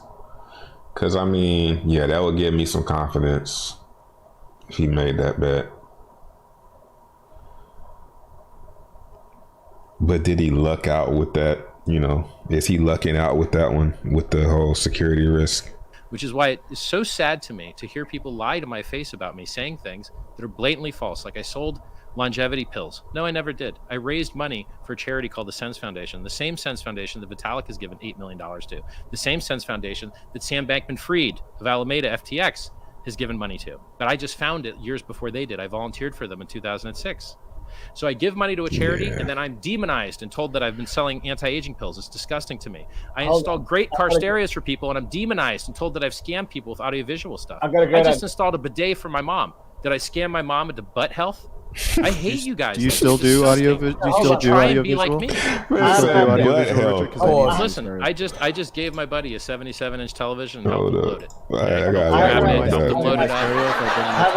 have an idea. You don't need to take their money. They'll give their money to a foundation, the same foundation that you. I'm not making bets on the price, man. Okay, so this is Elon Musk stuff. Securities and Exchange Commission doesn't want founders of things manipulating the price of things. Okay, that's why they're angry when Elon says stuff about going public at 420. That's why they're angry about Elon when he talks about liquidating shorts. Okay, I'm an awesome founder. I don't make price predictions in Hex. I never have. I never will. I'm a better founder because of that. And this betting stuff that you're trying to lure me into is of a similar vein. Oh, Richard made a bet, so we should probably okay. He doesn't want to do it. And just before you launched Hex, he said it was going to go up 1,000,000%. So he did make a prediction that ended up coming true. You were right, Richard. You made a prediction. Just admit it. You made a prediction. It was a possibility. And it could do it again. I saw the interview. State, you said it was going to go up 1,000,000%, and it went up. It was designed to. For you. But F1 cars are designed to win. Most don't. And Bitcoin's so designed to go up over multiple decades. Let's move on to something else. I want to spend a couple of minutes on PulseChain. Thank you. let's move on to PulseChain. Thank God. I don't think we're going to get any further on Hex today. I agree. Let's move on to PulseChain. So I think for those of you who don't know what it is, you're forking Ethereum, and it's already forked. It's already forked. You can go play. When are we getting a PulseChain launch? When can we expect PulseChain to launch? You like gaming? The best game on the blockchain right now is called the PulseChain testnet. You got a copy of all your coins sitting over there that you can trade back and forth, put them in liquidity, lock them up, do whatever you want with them. Trade them for other coins. It's all free, literally free. So you go to pulsechain.com. All your coins are sitting there as long as you had coins on the Ethereum network, say 8 or 9 months ago.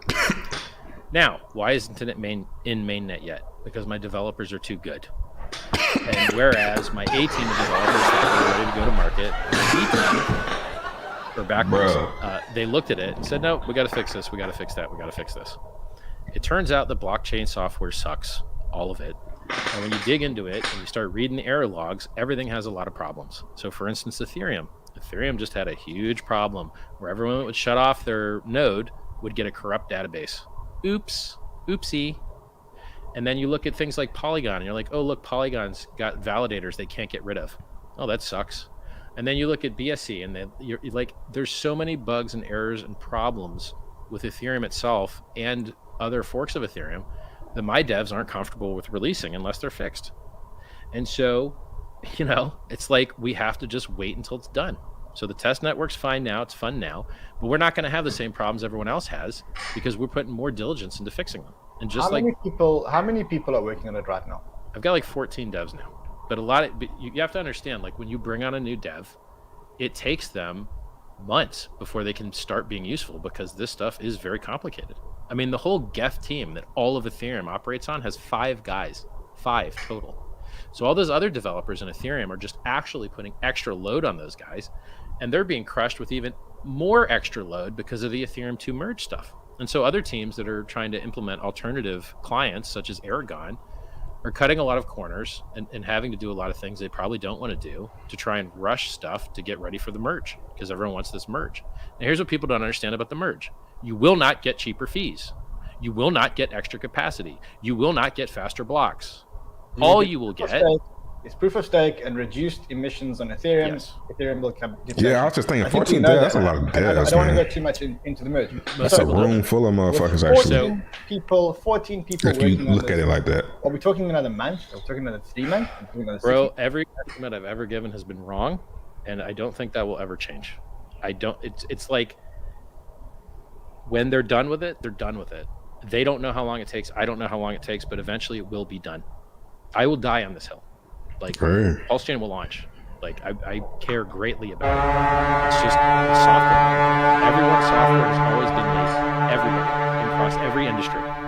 When's the last time you heard about on-time software? No, I must say, I don't think you're right. Cardano has never been late. You're going to get so much shit for this. You're going to get so much shit for this, man. Yeah. I mean, I want Pulse to launch more than anyone.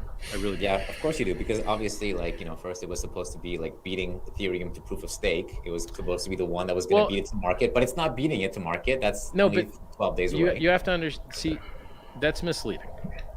Mm-hmm. If it were reducing fees, I would care more. If it were giving you free coins, I would care more, because those are our 2 claims to fame. What do people want? They want lower fees on the ETH main chain. We're going to help that happen by building out extra supply. They want free coins. We're giving out free coins.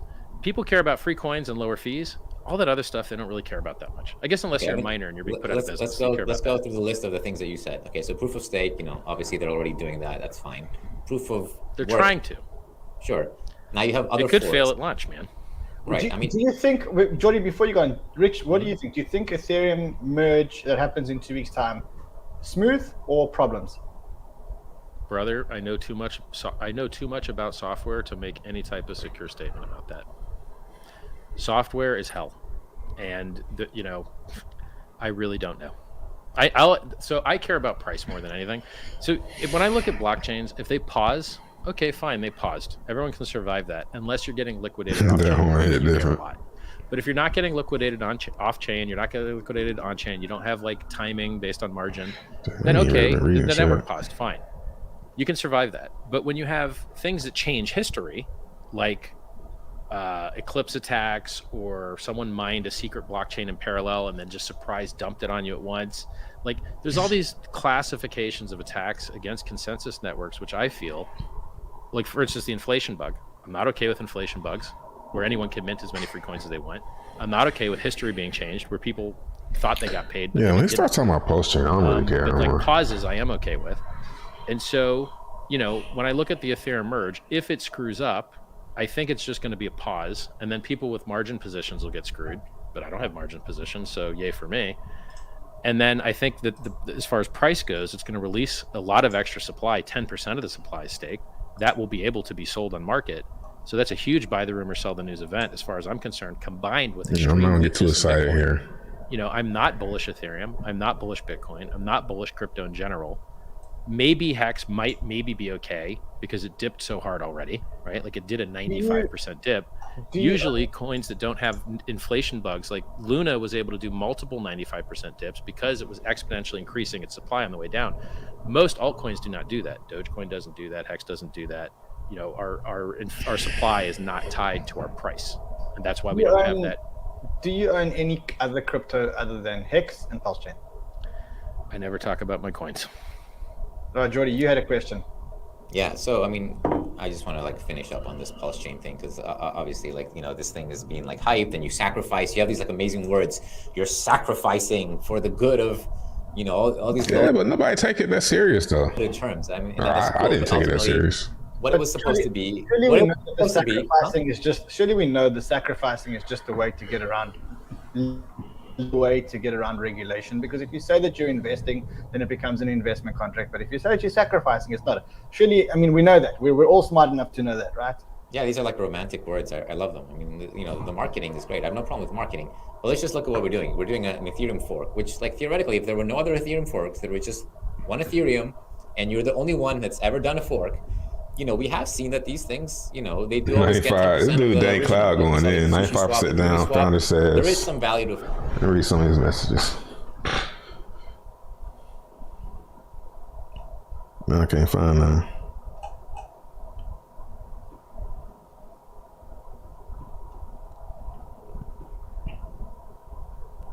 Uh, 95% down. Founder says maybe it will be okay. Well, I mean, you don't ever really hear founders talking about their price of their coin, though. So it's like, why this one got to do that?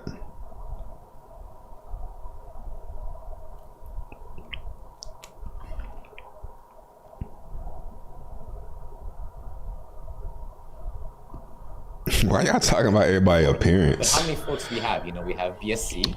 We've never seen a fork like this. Well, the difference is including state. Right? We haven't seen it, right? Okay, we have. Well, we can go use it. You can use it, test it now, but we're about I wouldn't bridge money into it. We're about to get at least one Justin Sun proof of work fork, possibly more proof of work forks.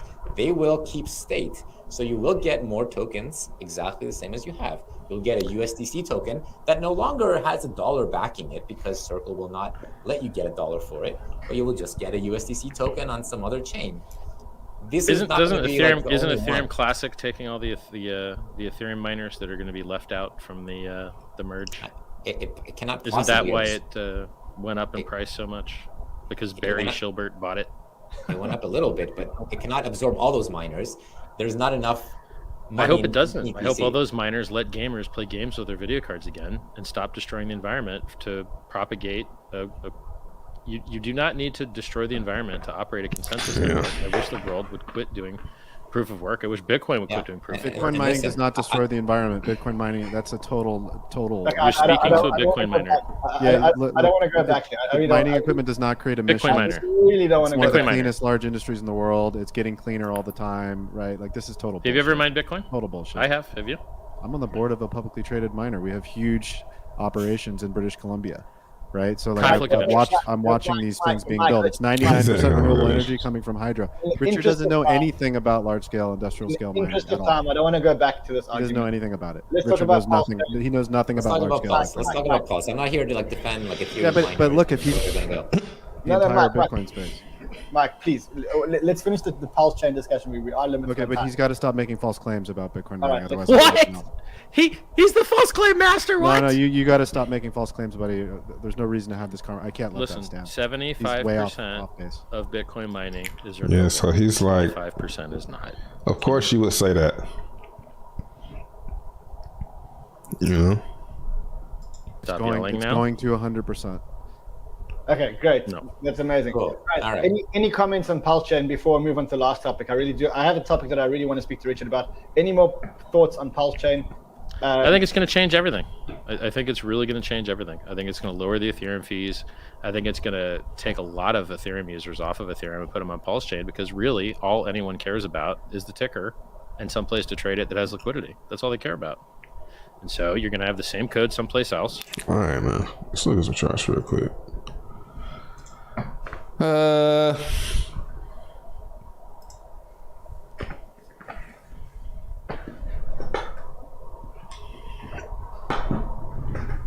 Strength.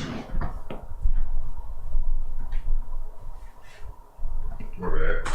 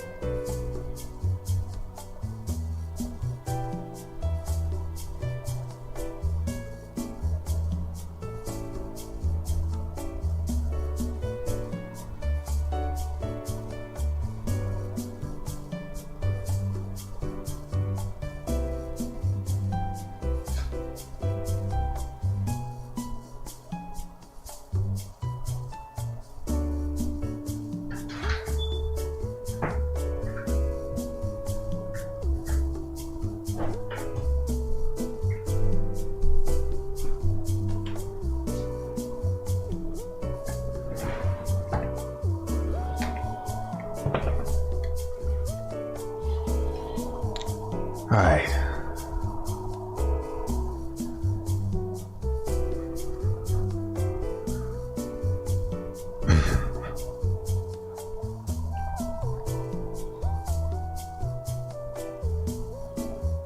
That foghorn shit needs to go. There's always somebody, man.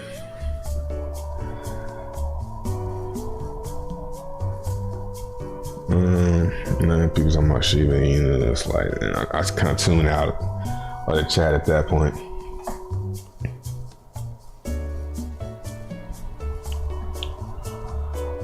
All right.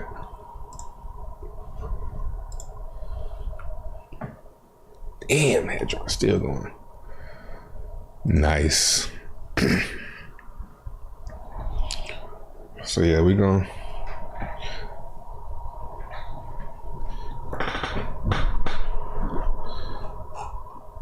Yeah, of course I'm wishing I staked, but I mean, I kind of am, you know what I'm saying? So it's all good.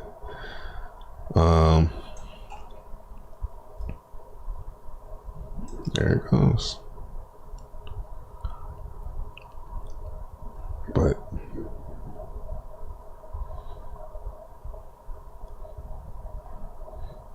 Yeah, this is a tough one right here.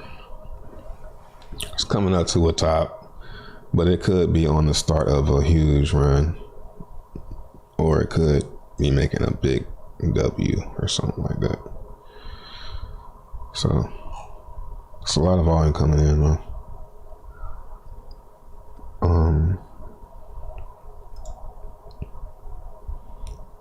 Maximus, word.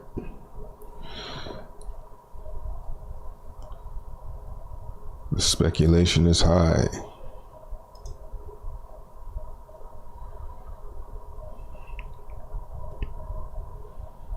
Whoa. Like, I almost don't want to get rid of my maxi now.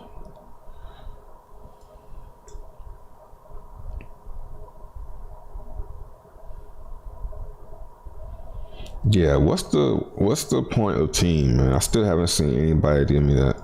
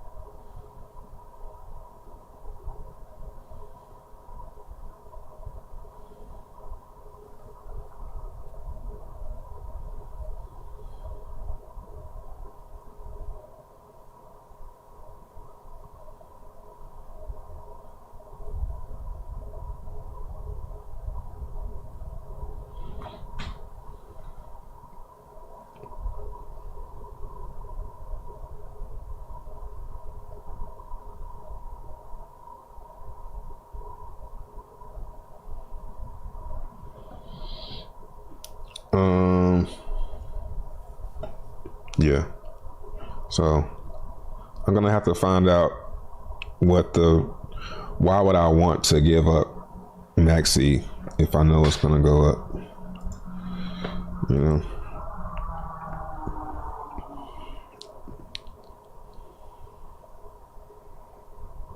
It's good I got the weekend to think about it and research.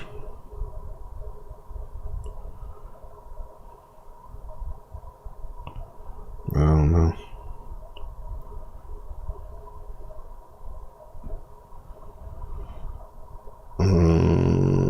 Postage. Is it breaking out? Oh.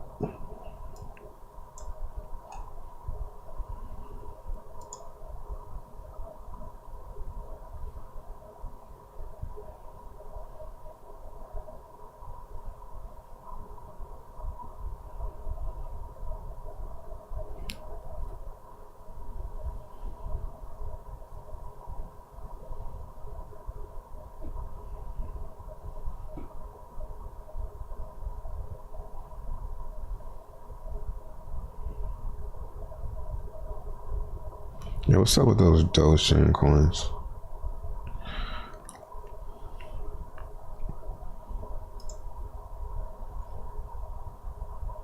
I mean, it doesn't look that bad.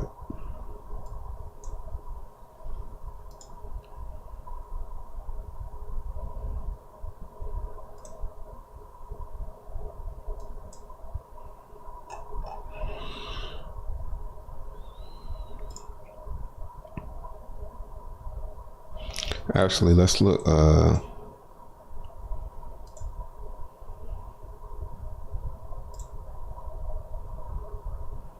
Whoa, starting to pump a little bit.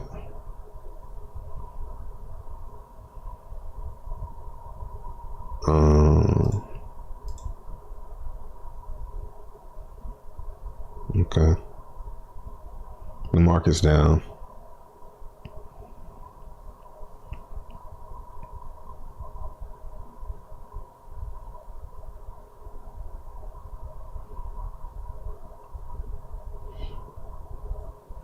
Yeah, Kibble Swap got a nice little lead right now.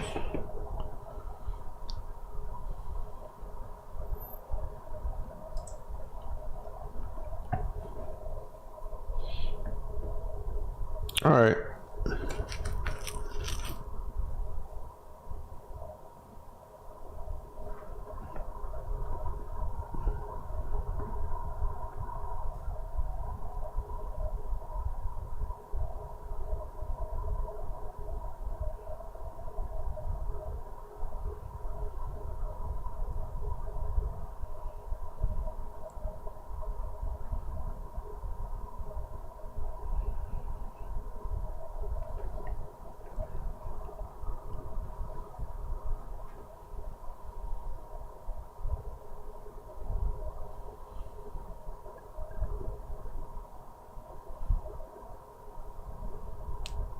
Oh, let me look at DC.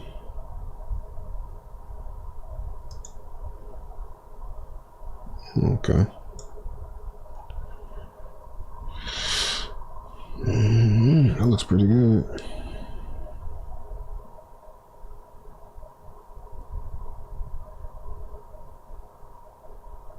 Stake team, there you go. Stake team earn yearly rewards in Hex, Hedron, and Maxi.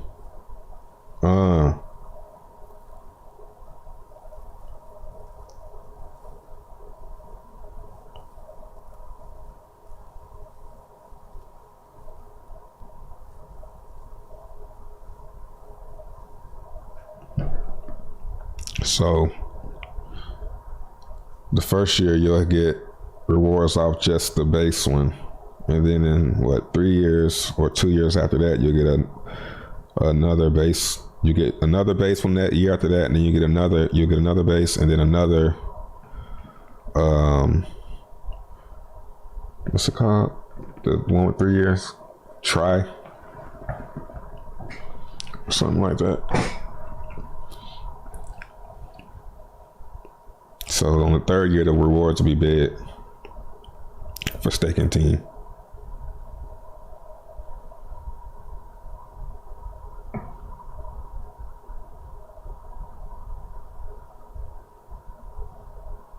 And I think your team is locked up for a year or something like that.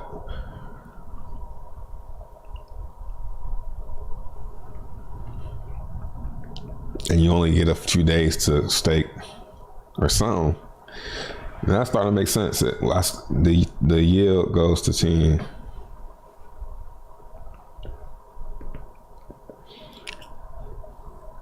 All right.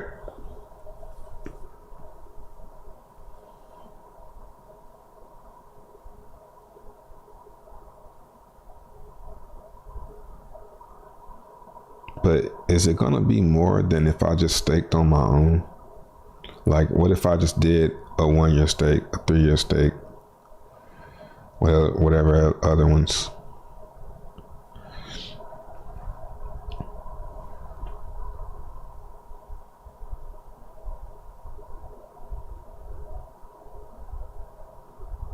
Yeah, the stream already happened. I mean, it's probably still going on, but I'll stop watching it.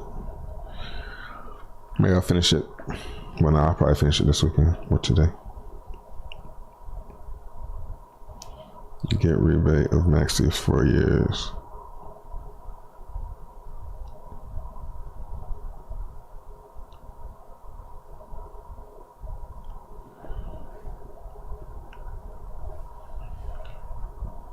How low will we be able to scoop some more for? How would I know?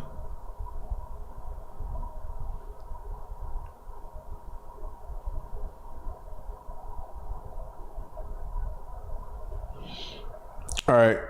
Talk to y'all next week.